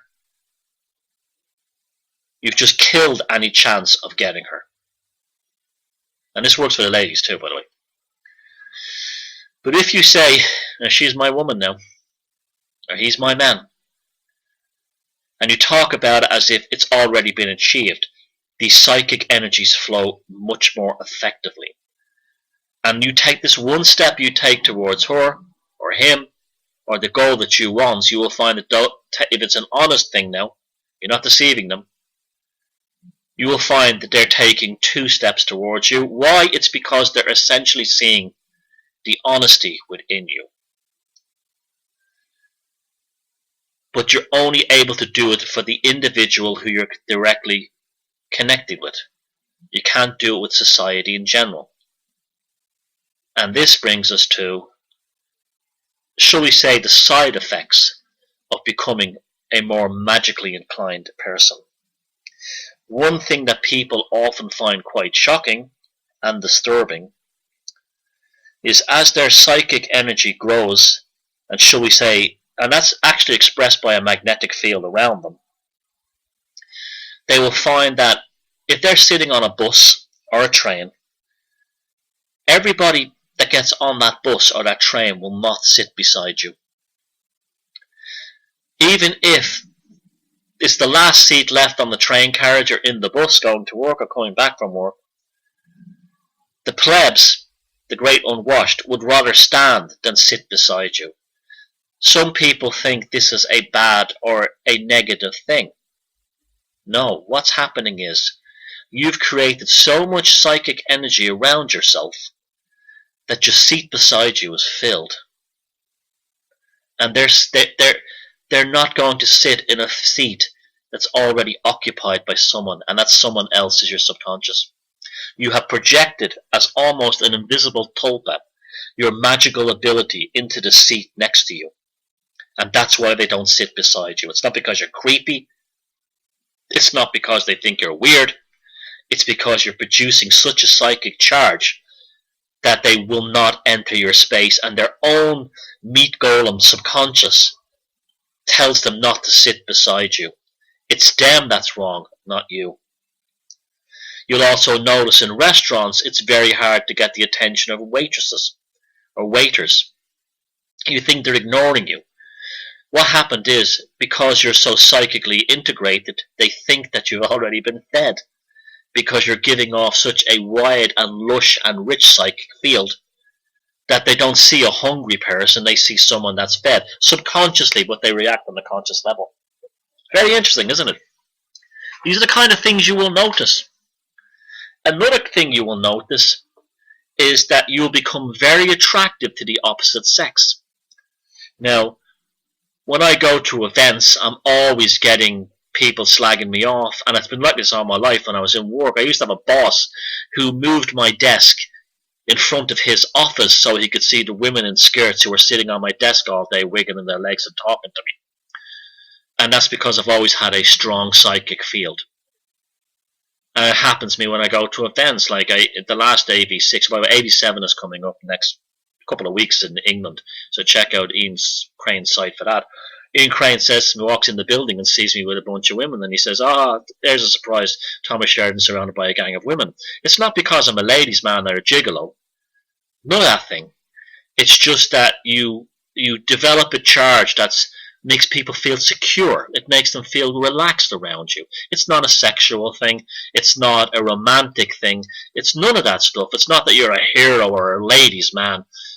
You will find that there is an element about you that's very appealing. That's why you can go to a party and you'll see one girl there, and you'll see a bunch of guys around her talking to her, and she's laughing, they're all laughing with her, and you say she's not even the prettiest girl in this room, and yet all the good looking guys are hovering around her. She is the one who's most psychically integrated. She makes people feel good when she invites them or he invites them in. When it's strangers, it's the opposite. They avoid you because they think, not because anything wrong with you. Like I said, your psychic and your energetic emission is so powerful that they feel like there's 3 or 4 people in your immediate space. And you will find that life starts becoming anything but mundane. You have to open up. When you open yourself up to the supernatural opens itself up to you. When you take one step forward into the world of magic takes 2 very real steps towards you. And people who say, I've been doing magic and it doesn't work for me, that's because they haven't done the basic groundwork. And I've spoken to you in the first hour of this show. We'll probably have a 2-hour show or longer than an hour show tonight. The integration is not complete. This is why the people in the so-called truth movement are all afraid of magic and think it's satanic. They're unbalanced.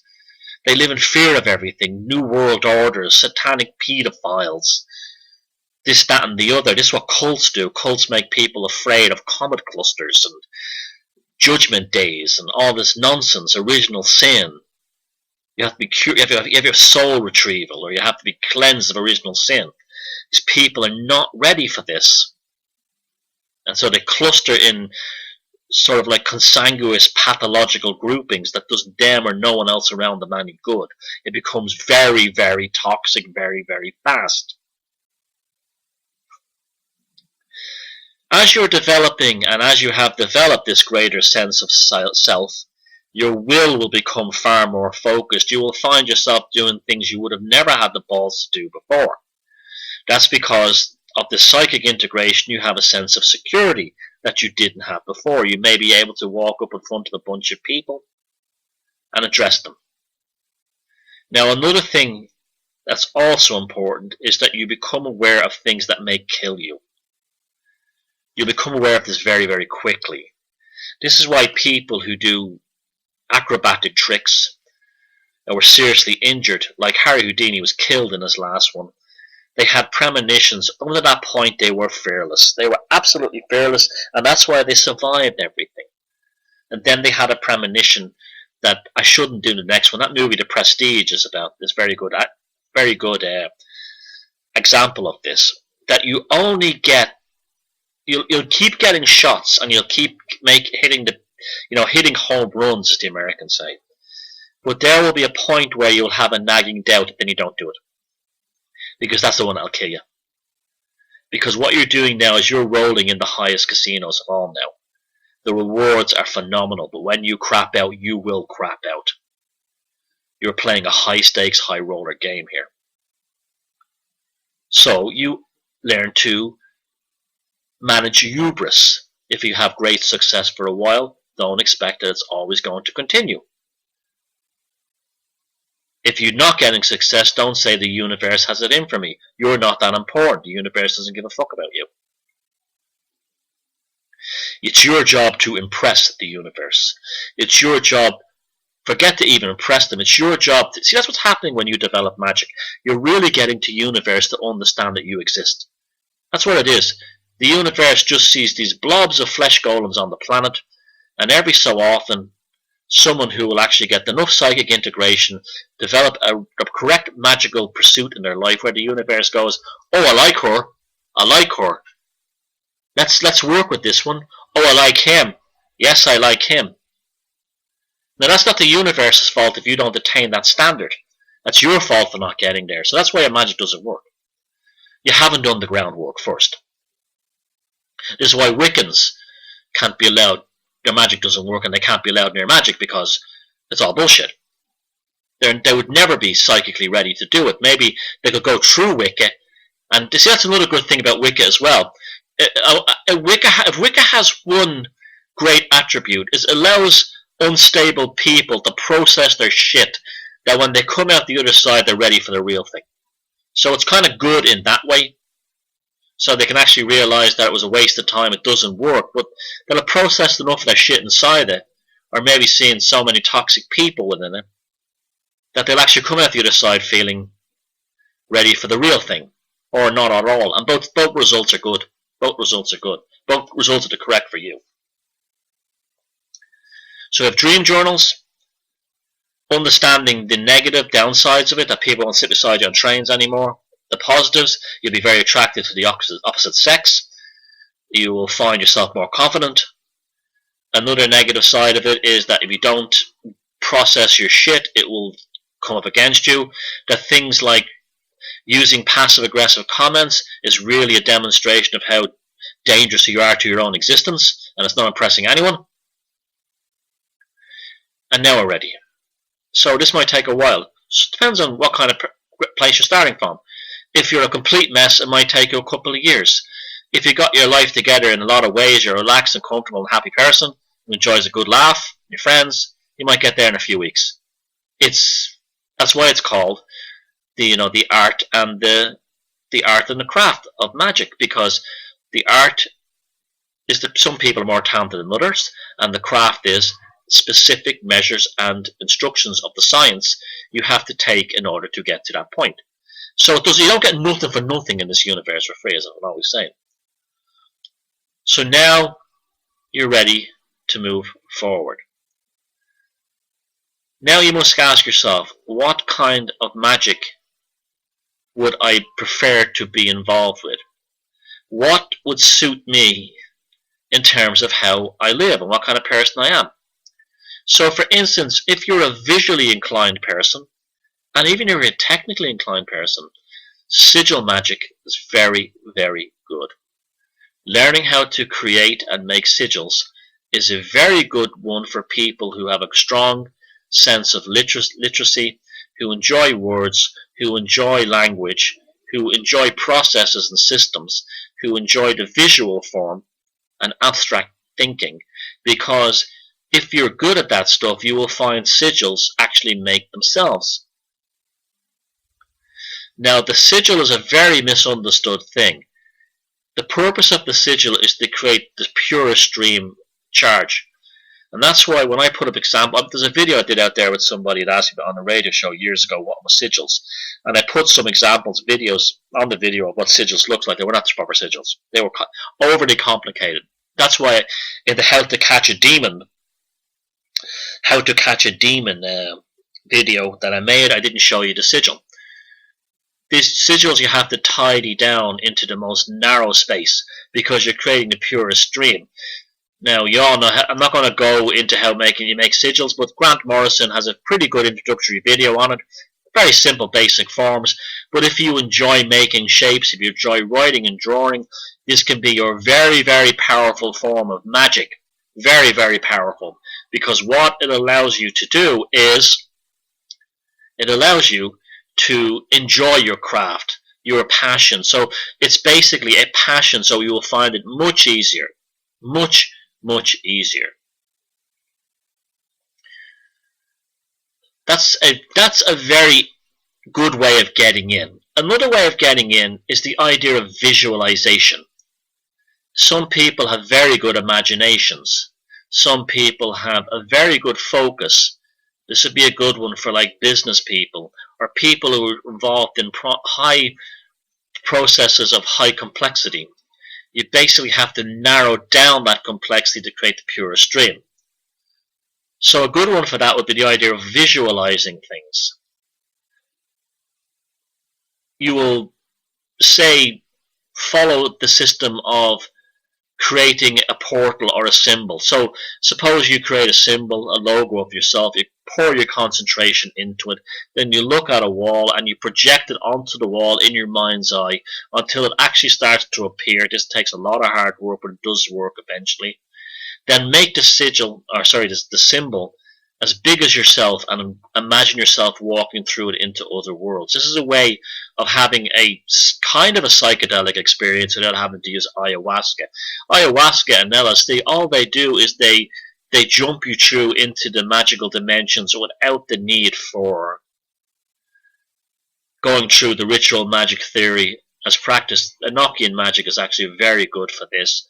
Although, get a modern book on Enochian magic.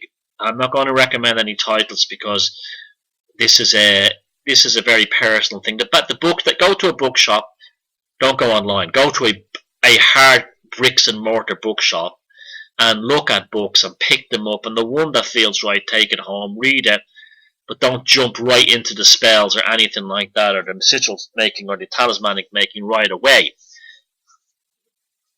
Understand that it's something that you need to practice again and again and again. And using language, like I said, is a very important manner of doing it. You have to completely transform your thinking. So you have to get rid of words out of your vocabulary like, I wish I could do this, or phrases like, oh, you can't beat the government, or the New World Order is not going to take me down. You act like the New World Order doesn't even exist. This is why voting is so bad for you. This is why I think, because you're putting your hopes on following a football team and wanting them to win. And then when they don't win, or your sports hero doesn't win, you fall to bits. Because they deliberately do this. You also don't, getting with your TV is very, very important. I've been saying that for years because you've been bombarded with sigils non-stop on that thing. How can you develop a psychic integration? Go online and watch it watch stuff that doesn't have adverts. That's where it's really, but you'll also notice it everywhere. See, the alternative truth movement was good for anything. It gave people a better sense of of vision, and it made them symbolically and symbology literate. But of course, like so many things in that movement, it went overboard too much. When you understand how magic works, then you understand how magic is being used against you. Frighteningly so at times. You start to see everything in a different point of view, everything from marketing to history, everything from a very, very different point of view, and you see the power of it. And you see how most of the human race is under the same spell. Not our fault. It's just that that's the way of the world, and this spell is eternal in many ways. Remember, this is the thing you have to remember about a spell. There's two things to remember about a spell. The worst thing you can do with a spell is to leave it unfinished,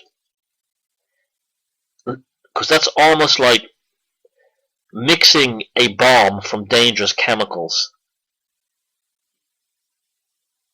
Putting all the chemicals into the vial or into the test tube or into the flask or the beaker, and then not putting it into the bomb, because the actual thing that affords protection there is the bomb.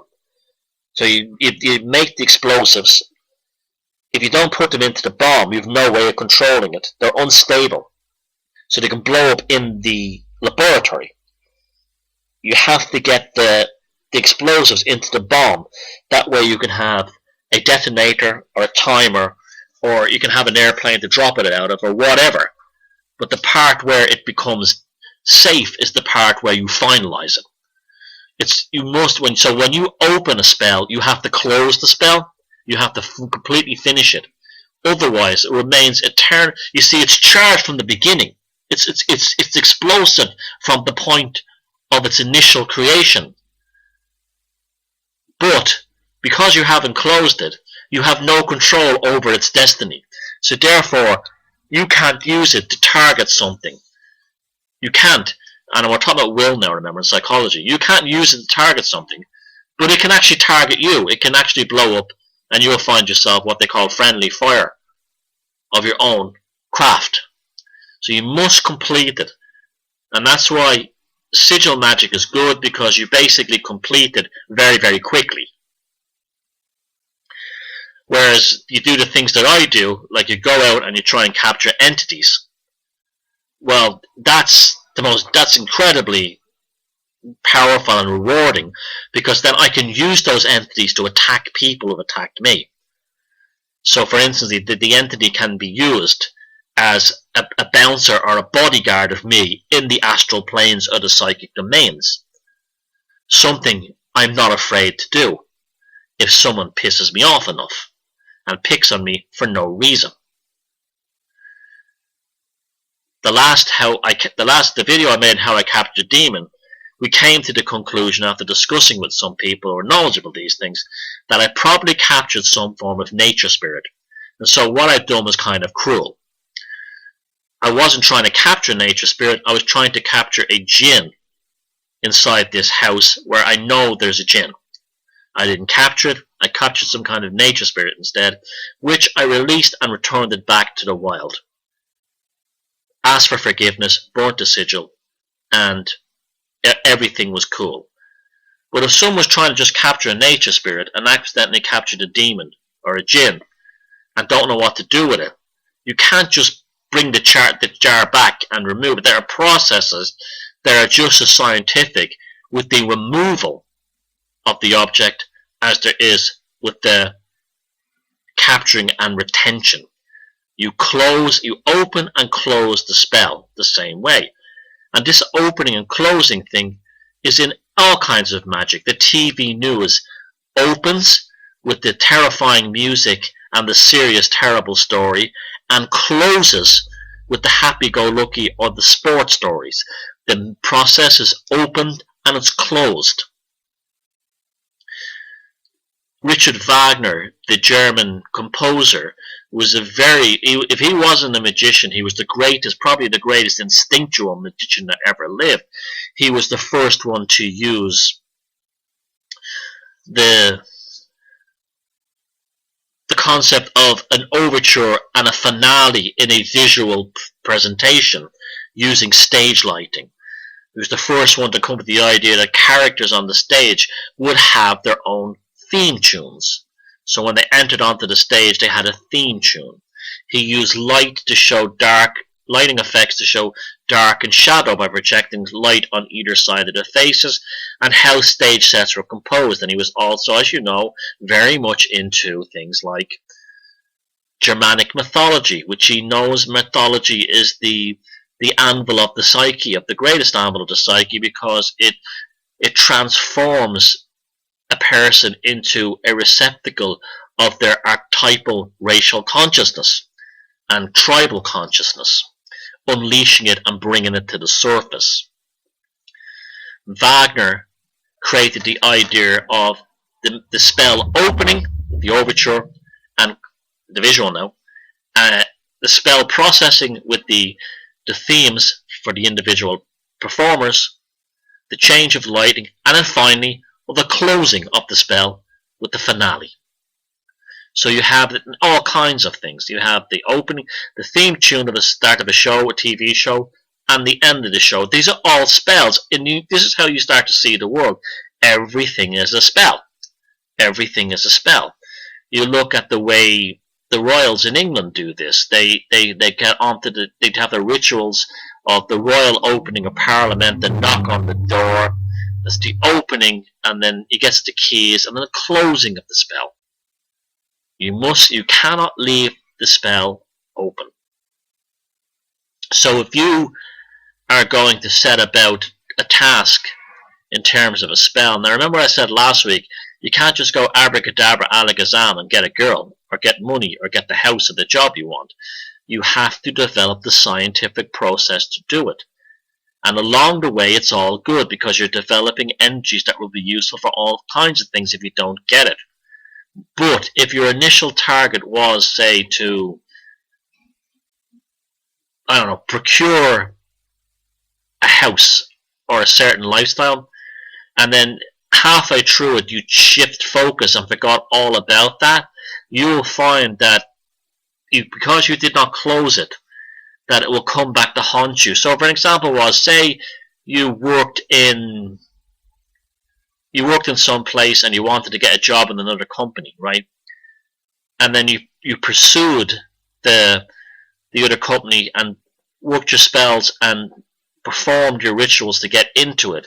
And then suddenly your boss or your existing company says to you, oh, we'll double your salary, and we'll give you 1 day off a week, and your dream comes true. But you've already invested all this energy into the process of moving to this other company. What you will find is that something that you were doing to go somewhere else, because you didn't close it, will come back to haunt you. Your boss will talk to the boss and say, you know that guy Jimmy that works for you, that you just gave the salary to? You know, he was begging me and trying everything to get a job at our company, and almost gave it to him, and then the fucker decided to stay with you. And the boss goes, he did now? Really? Was he doing that? He was seeing, that's a classic example of the spell not being closed. You have to be honest with the other employer and say, your boss, and say, well, the thing is, I'm working on another job somewhere else. I hope you don't have a problem with that. I'm willing to stop that now and continue working here. That's closing the spell. And also contacting the company that you were trying to lobby for a job with and saying, I'm afraid that what happened was my main boss has come around and given me basically the same salary and benefits package that I wanted from you guys, and it's a huge improvement. And so thank you for everything. Shake hands, walk on, and any help you need in finding a guy, someone else, let me know. You've closed the spell. Well, magic works the same way. It's all about good relationships with the consciousness, good relations with the psyche, and good relations with the universe. It's all about being honest and direct. Now, this honesty and directness also brings you to very dangerous places. Like I said, we're playing at the high-stakes casino here. The rabbis who created the golem did not visualize or channel or meditate the words that they needed to put on the scroll to bring the golem to life, because they know the demons are out there lying and waiting to tell you who they are.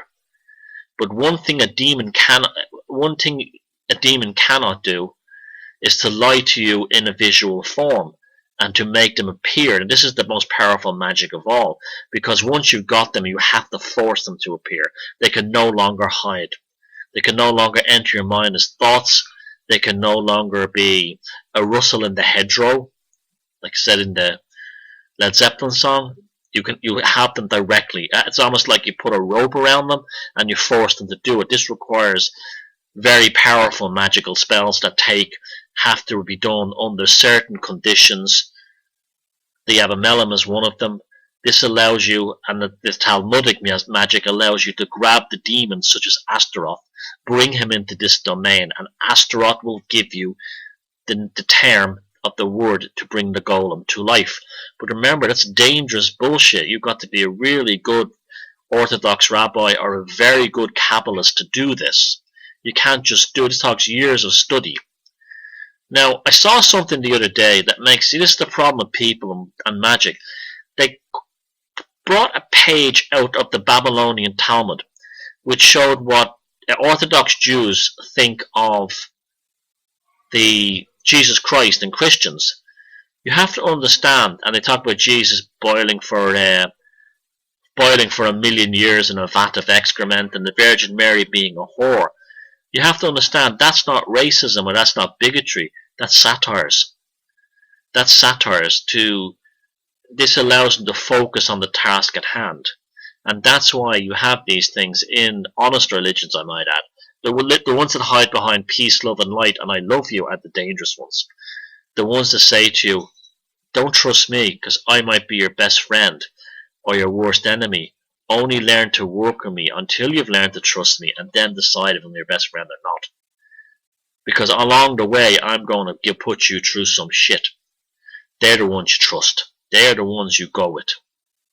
The ones who say, everything's going to be fine. I'm going to look after you. You're amongst friends here. That's the black magic. That's the black magic. And now I want to go on to sex magic. Now, sex magic is very trending, shall we say, among the New Age types, and it's going to end in an absolute catastrophe. Now, what sex magic is that it uses the charge of the moment of orgasm to focus the will. The idea being that at the point of orgasm, the charge that's released by the male is grounded by the female, and both produce what's called a magical child. The magical child, in terms of the charge, is held inside the female, but it's emitted by the male. So therefore, males who are circumcised can't perform decent sex magic. I'm not saying there's anything wrong with them. It's not their fault. They were fucking attacked as babies. And this is why the Abrahamic religions practice circumcision. It's for that reason. Two reasons. One, they want the magic focused in a different way. For instance, even though Orthodox rabbis are circumcised, they're very good at magic because they use their minds as a sort of a penis substitute. So yes, guys who are circumcised can use it that way, but sex magic is, well, let's just say it's a kind of a crude version of magic. Even though it does have results, you better know what you're doing, and you're doing it with the right person. You see, all the nerve fibers on the end of a man's foreskin literally fires the energetic charge at the moment of ejaculation and orgasm. It fires a charge, just like those nerve endings, they just end in the foreskin. And the woman receives that charge and then is pregnant with the quote-unquote magical child. Now, this is very important that you listen to this. All these New Ages are saying, these stupid New Age flakes are saying things like, all you have to do is have sex with someone and wish for money and you will get it. Well, you don't wish for crude things like money in your account when you're performing sex magic, because that's basically a black magic. You get money by earning it, not by wishing it. When, like I said last week with the lotto, right, if you get money for nothing, it's dark money. If you want something with sex magic, it's usually make sure you're doing it with someone who you love and they love you, someone you respect and they respect you. You don't have to be madly in love with them or anything. You just have to have a common security of your relationship, care for one another, and a genuine notion about what you are doing. It's incredibly wrong for a man to perform a sex magic ritual on a woman he hasn't told it to, and he's doing it in his head, and the same for a female, because basically you're lying to the people and it won't work, or it will backfire in a terrible way. So if you wanted something like $1 million, you might get it, but then you might be sued for $2 million. Or you can drive people insane. Sex magic seems to, when people who are not fully have done the work, like I told you at the beginning of this show, when they do it, a lot of them will go bonkers. It can destroy relationships forever. It can destroy people's relationships with other people forever, and it can lead to very strange behaviors. I had a friend who was a chaos magician who got involved in a kind of an extreme form of sex magic that was practically sadomasochistic, and the idea was to produce not only the sexual charge at the time, this is in America now, the sexual charge at the time. I was actually involved in some interesting circles when I was in the music business, so you kind of meet interesting people. These are nice people, they weren't evil or anything, it's just that this is what they were into. And he told me that part of the ritual is the surprise.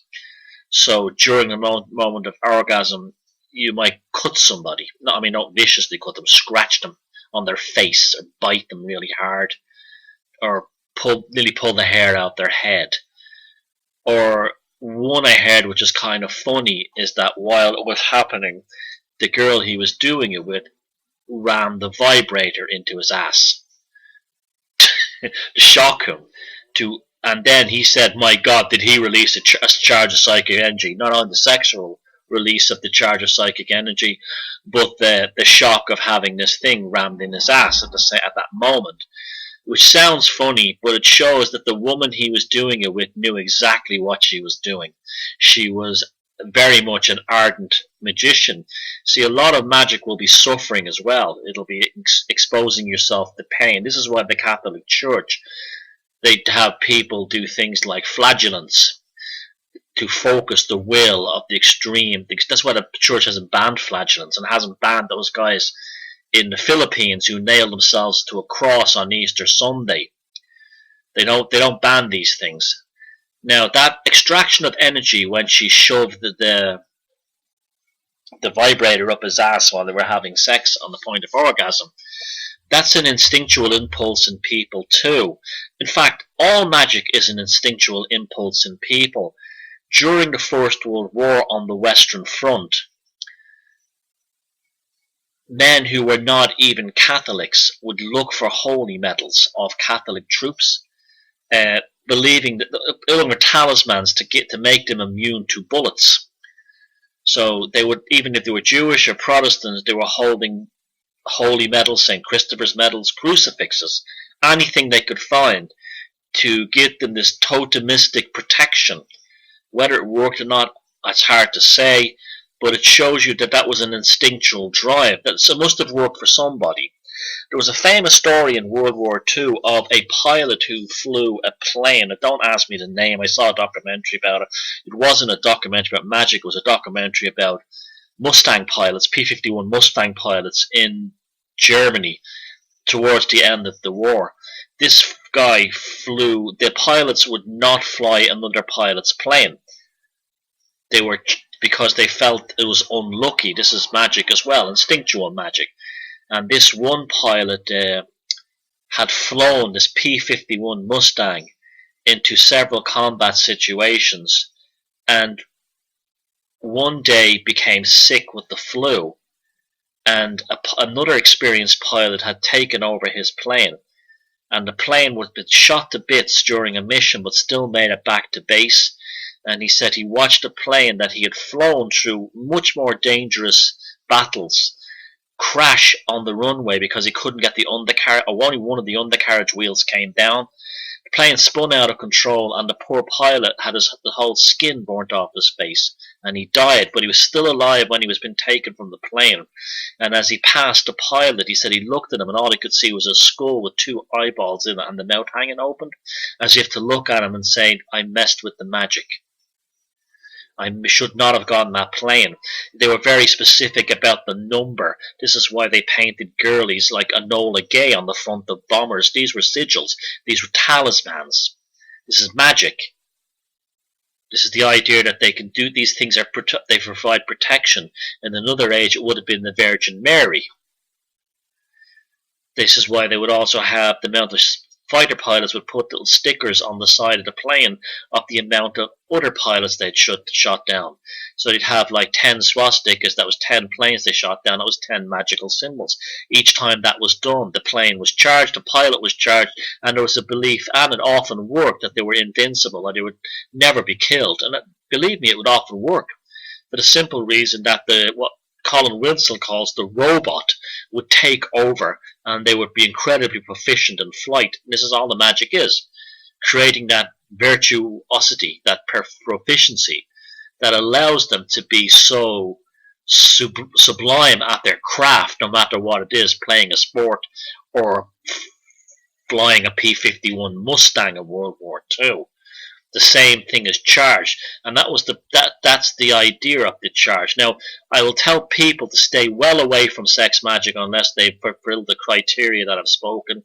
Read up on it by popular and well-known and respected authors. Now, this idea of instinctual magic, we can take it a little further. I spoke about World War I there. There was the idea that when somebody was dying on the battlefield, in Dion Fortune's book on psychic attacks, many of them soldiers who were locked up with psychiatric disorders after World War I had sex with dying comrades in the belief that if they captured the dying comrade through sodomy on the battlefield, that they would attain immortality themselves, because they'd have more than one soul inside them. And this actually does seem to have happened, that if there was a soldier dying on the field, they would perform sodomy on the corpse. Now, I told you magic was dark, so deal with it. It's not all, Harry Potter. While I was having sex with the corpse, the life force would be transferred into them. So if they were killed, there was another life force inside them that would not be killed. And therefore, essentially, they were immortal. When these guys survived and came back from the war, they were put in psychiatric hospitals because they would have several life forces fighting inside them, all performing psychic attacks upon themselves. Read about that in Dion Fortune's book, Psychic Attacks, where it's well documented.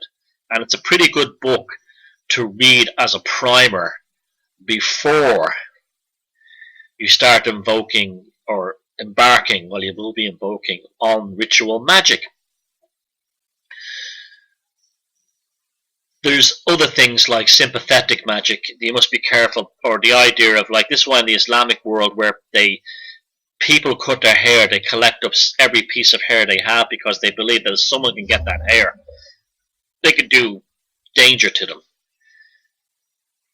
And that's absolutely true. If they can get something of your life force, this is why you women especially should not be promiscuous.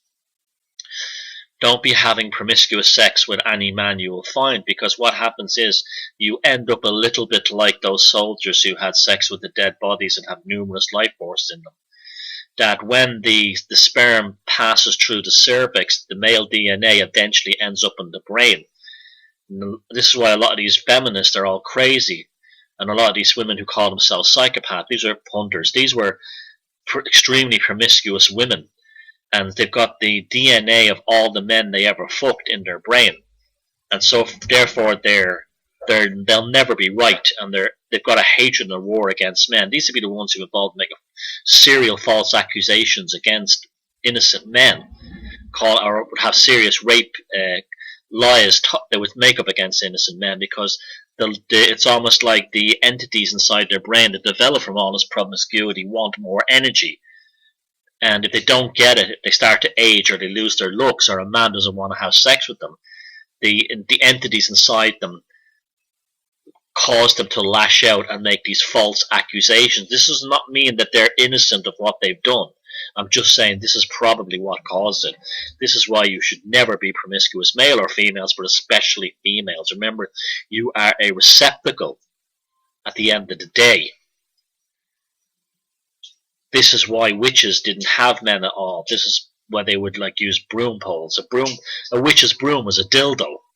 That's what they used. The witch's broom was used for sex. They used to put certain herbs and hallucinogenic substances on the broom and ride the broom, and this was the witches traveling, and those hallucinogenic substances used to perform incredible magical experiences for these women, particularly in places like Germany and Switzerland and the Balkans. That's what the witches wanted. When they went flying on their broomstick, what they did was they went flying through psychedelic substances and entering their body through their vagina at the moment they were invoking orgasms by rubbing the broom up and down between their legs, riding or flying on the broom. This also resulted in communication with entities, and that brings us to the next thing of scrying. Now, scrying can be your worst friend or your best friend. It works. Scrying works very, very easily. It happens right away. You will see something in there. What it is, if it's your consciousness or whatever, but if it's not that, it could be, shall we say, an entity, and this is why I'm against channeling and Ouija boards for the same reason, because the liars, the demon liars, will tell you anything you want to hear.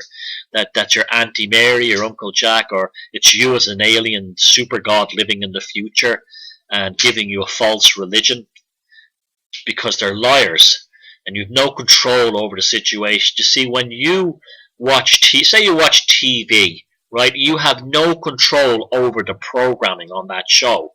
If BBC or ABC in America or CBS in Canada or whatever it's called, or other RT in Ireland or any TV5 in France, you are being programmed by a list of programs. You cannot change the program on the screen. You are subject to it. Well, the same thing applies with scrying and also contacting entities through Ouija boards and so on, or channeling, is that you're totally at their mercy of their program. You have no control over what's going on the other side, because unlike, say, the Golden Dawn, who focus on a symbol and create a portal and enter the magical world, you're not in their world. You're still in this one, and you're getting their TV network broadcast to you, and they will lie to you constantly. The only way you can literally control them is to do what the rabbis, the Talmudic rabbis would do, Orthodox rabbis, using the Kabbalah to harness the demon in this reality, hold it a prisoner while you're inside the magic circle, pull it into the circle and get it to almost confess. When it confesses, then you release it. That's when you get the real information. So all these fools who are on the ayahuasca and saying, you know, the this and that told me this, that, and the other. Well, they were probably 99% of the time being lied to. In fact, the old ayahuasca priests are the ones who will they're real ayahuasca practitioners and priest shaman. They will tell you not to listen to the voices. They will tell you not to obey what they say you. It's all these like spotty nerds who make ayahuasca on this part of the world and tell them, oh yeah, you spoke to this, that, and the other. Don't. And ayahuasca is healing as long as you, and interesting as long as you do not believe what you're being told by the ones on the other side. They'll tell you anything you want to hear.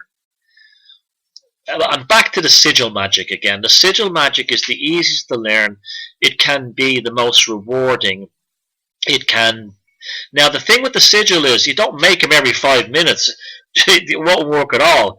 You mean you're not baking batches of cookies here. You're baking the cake. You're baking, you know, the centerpiece cake at a wedding or at a banquet. You're not baking cookies here. You've got to get this right, and that requires work, practice, devotion, education, and knowledge, and also an element of, shall we say, psychic relaxation, so the will takes over. So when you're making a sigil saying, I better get all this done, this better happen for me, it's not going to work. You've got to be determined. I am getting this. I have it already. It belongs to me. And that's why I say, when you're making a sigil, make it very artistic. And when I say that, I mean use a pen that's special to you. A quill, an ink and quill is fantastic for making sigils. Or burn something in a sacrifice and say, like, something you don't want or you hate, or something that you're trying to escape, burn it and collect its ashes and create the sigil on a surface using its ash. Again, very powerful. This is what all these cave paintings and this hunting magic was of our ancestors. They were building new realities through their will. You see, before human beings had anything, we had will. You understand? When you have the will is the base you're building on, right? So the first thing humans ever created was art. The first thing that human beings created that was not a product of the natural world was art. And that's why art is so intrinsic to magic. They create, but the initial drive to create that art was will. The will to do it. And then the will took over to produce these phenomenal cave paintings in Lascaux and places like that. Will, art, see, it's an artistic process, but it's an artistic process that requires a scientific methodology. Now, I'll read you something from a magic book that I have. Now, I'll read it to you to show you how difficult it is, but pay attention to the language. One of the reasons I like and I'm drawn to the ancient magic of, say, Egypt and Greece, especially, is that their magic and the language they use is very useful for understanding the ancient consciousness of people and how different they were. This transference or readjustment of our 20th century Western consciousness into Hermetic magic or earlier Egyptian or Greek magic allows you to switch off the interruptions, should we say, the overcoat of Western thinking, and pushes you into their world. Not necessarily because their world is better, but because of the act of doing this, you're going to use a certain amount of will. Now, this spell is called the preliminary invocation of the boneless rite of the headless one. It was originally published in a fragment of Greco-Roman work upon magic from a papyrus in the British Museum. That's how long magic has been around. That was edited and published by the Cambridge Antiquarian Society and was translated by someone called Charles Wycliffe Goodwin in 1852. Translation has two main components, of which the first is an examination of the ancient form of the ritual, and it's called the Stele of Gede, a hieroglyphist. It addresses the language and the origins, and also several rites in Greek and Demotic papyri that possess similar characteristics and similar terms.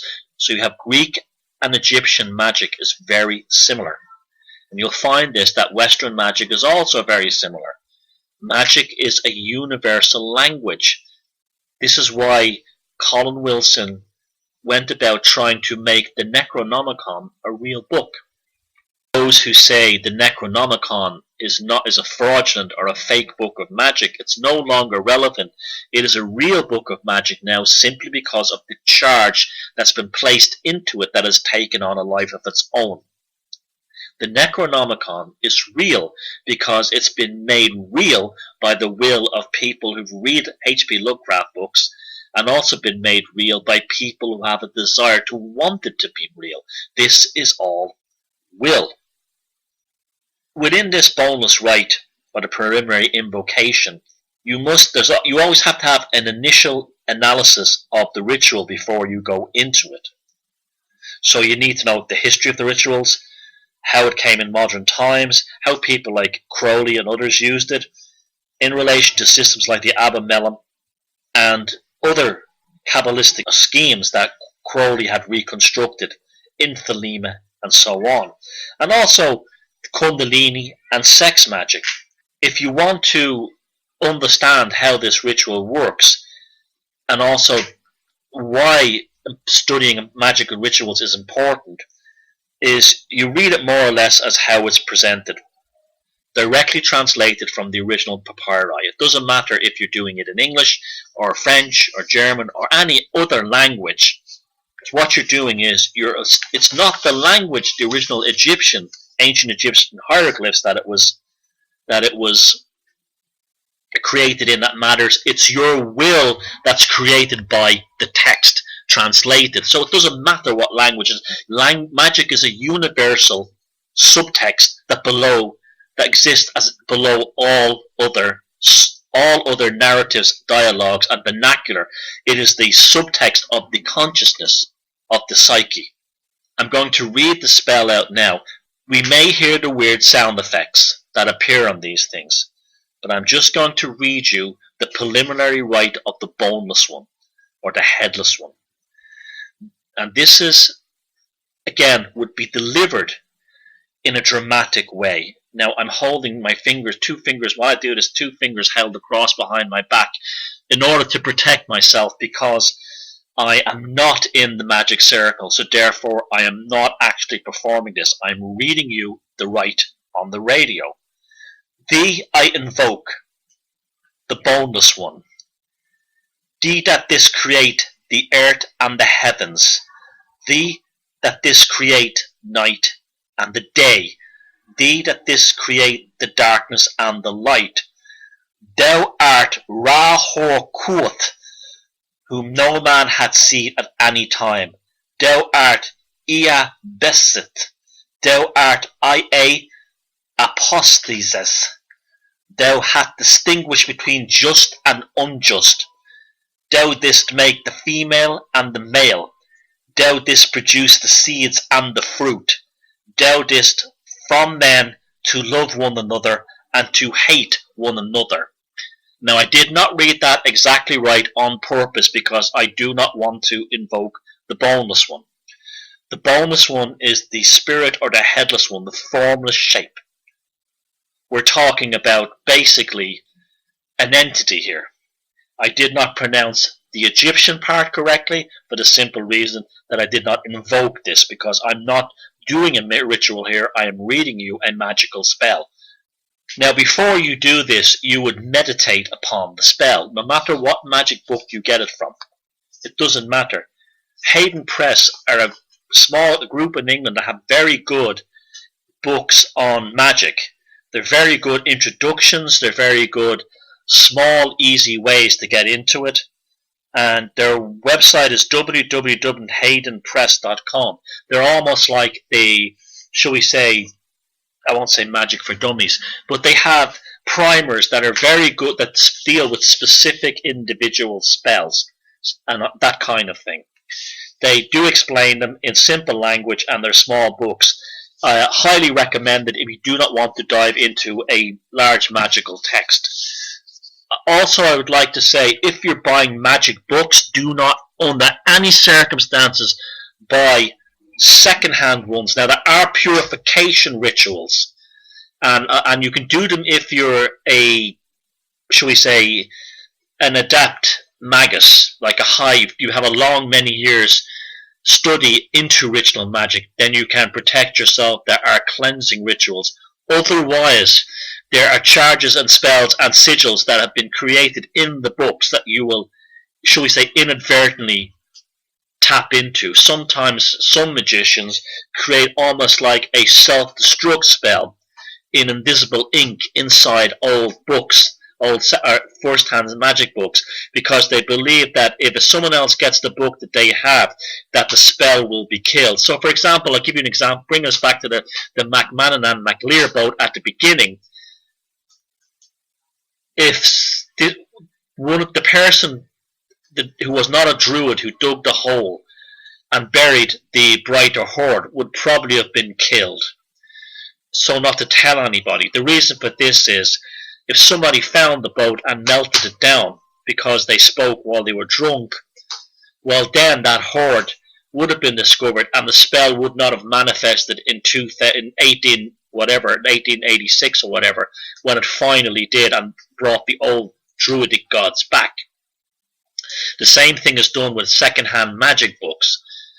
often they will write things in the margins or invisible ink that will actually make sure that no ritual that they've closed is half opened again by some moron who comes along later. So out of respect for the previous magician and out of respect for yourself, by all means collect these books, but do not do rituals directly from them. If anything, you must create your own book of magic and your own book of spells. So that's tonight's show. I've spoken as a follow-up to the first show. I've spoken about the poetic theatricality of magic and how it unfolds, the necessity of a psychic and a spiritual and a psychological clean slate before you enter into this world. I've stressed the need for constant protection of oneself and not to use this to harm others. Unless you're using it to repel, then you've done no harm. You're only repelling what's come back at you. I've told you about the dangers of black magic self-spells that can damage you, such as using passive-aggressive language and not being honest with the lower aspects of your consciousness. Not being, I shouldn't say lower, but deeper aspects of your consciousness. I've told you about the engaging into the magical lifestyle and how it unfolds beauty all around you. I spoke about the Golden Dawn, Enochian magic, and how you can look into that. It's probably a good one to start with, the dangers and pitfalls of both scrying, channeling, and Ouija boards, the extreme danger of them. I've read a specific write out to you from ancient Egyptian magic, but I've done it in such a way I wasn't performing the magic, so I mispronounced the words and held my hand behind my back with my two fingers crossed, and I'm also wearing a protective talisman. I've made it quite clear before I went on the air that I was not invoking the boneless one, to give you an idea. So I hope you've learned a lot tonight, and I hope this gives you the, shall we say, the encouragement to go study this further, because I can tell you that magic has been a great thing in my life. It works, it's real. It has nothing to do with hocus pocus. It has to do with working with cosmic consciousness and psychological forces through the aspects of creativity, art, science, talent, and so on, in order to make your life a more meaningful journey within this existence. It also allows you to create immortality. Now, when I say immortality, it doesn't mean necessarily that you will live to be 1,000 years old. It allows you to create works, good works, that will transcend beyond the expectations of your lifestyle. It also allows you skills to get you to help your other work. So, for instance, my no contact ever again idea to dealing with psychopaths came directly out of ritual magic. It's a kind of a nun spell. It was actually big within Slavic magic. It was a spell based on the idea that people in a community would declare somebody dead by ignoring them. Very, very powerful in order to get rid of them. It could also drive a person insane who was subject to it, especially in a small agrarian society where you didn't live, you didn't move outside your own town, or your whole world was in 20 miles of where you live for your entire life. That can be done very effectively on the internet. Do not feed the beasts. It's most important of all to be an adult about this, to be mature, because there's a lot to be gained from it. You're protecting yourself from advertising and marketing. If you're a business person, a creative person, you can take your work and your success to places you never expected. You will learn how to use language in such a way that when you talk to people, you win their confidence. It will come with very strange experiences. The synchronicities will be amazing at times, shocking at others, and sometimes profoundly puzzling. This is part of the journey. I spoke about how as you're doing this, your energetic field, your psychic field expands rapidly around you. And that's why you'll have those strange side effects of people not sitting next to you on a bus or a train, because, even though it's full, because they will believe that the the train seat is all, subconsciously they're told that the train seat is full. Because you're occupying now a bigger, see, that's all the magic is doing really, is you're occupying a bigger psychic space within the material world than you previously had. Therefore, it's almost like a fishing net, and you can capture more. You can capture more fish with this larger fishing net, which is composed of your psychic manifestation, which is much, much, much larger. But always, always do this with a sense of reverence, a sense of respect, and also a sense of your own absurdity at times. When you make mistakes, you laugh at yourself. You don't hide behind your ego. This is the beauty of the bardic magic, the idea of creating a satire. This is why you can attain immortality this way. You can also curse someone for eternity that way too. But again, only do it to people who have attacked you or are putting someone else in danger, or putting good works in danger. Otherwise, you are a defensive magician seeking to expand your psychic footprint on this planet in order to bring you more success as a result of a more primed and more focused will. So if you want to go for it, go for it. But make sure you got your shit together before you do it. And if you do, I guarantee you, you will never look back.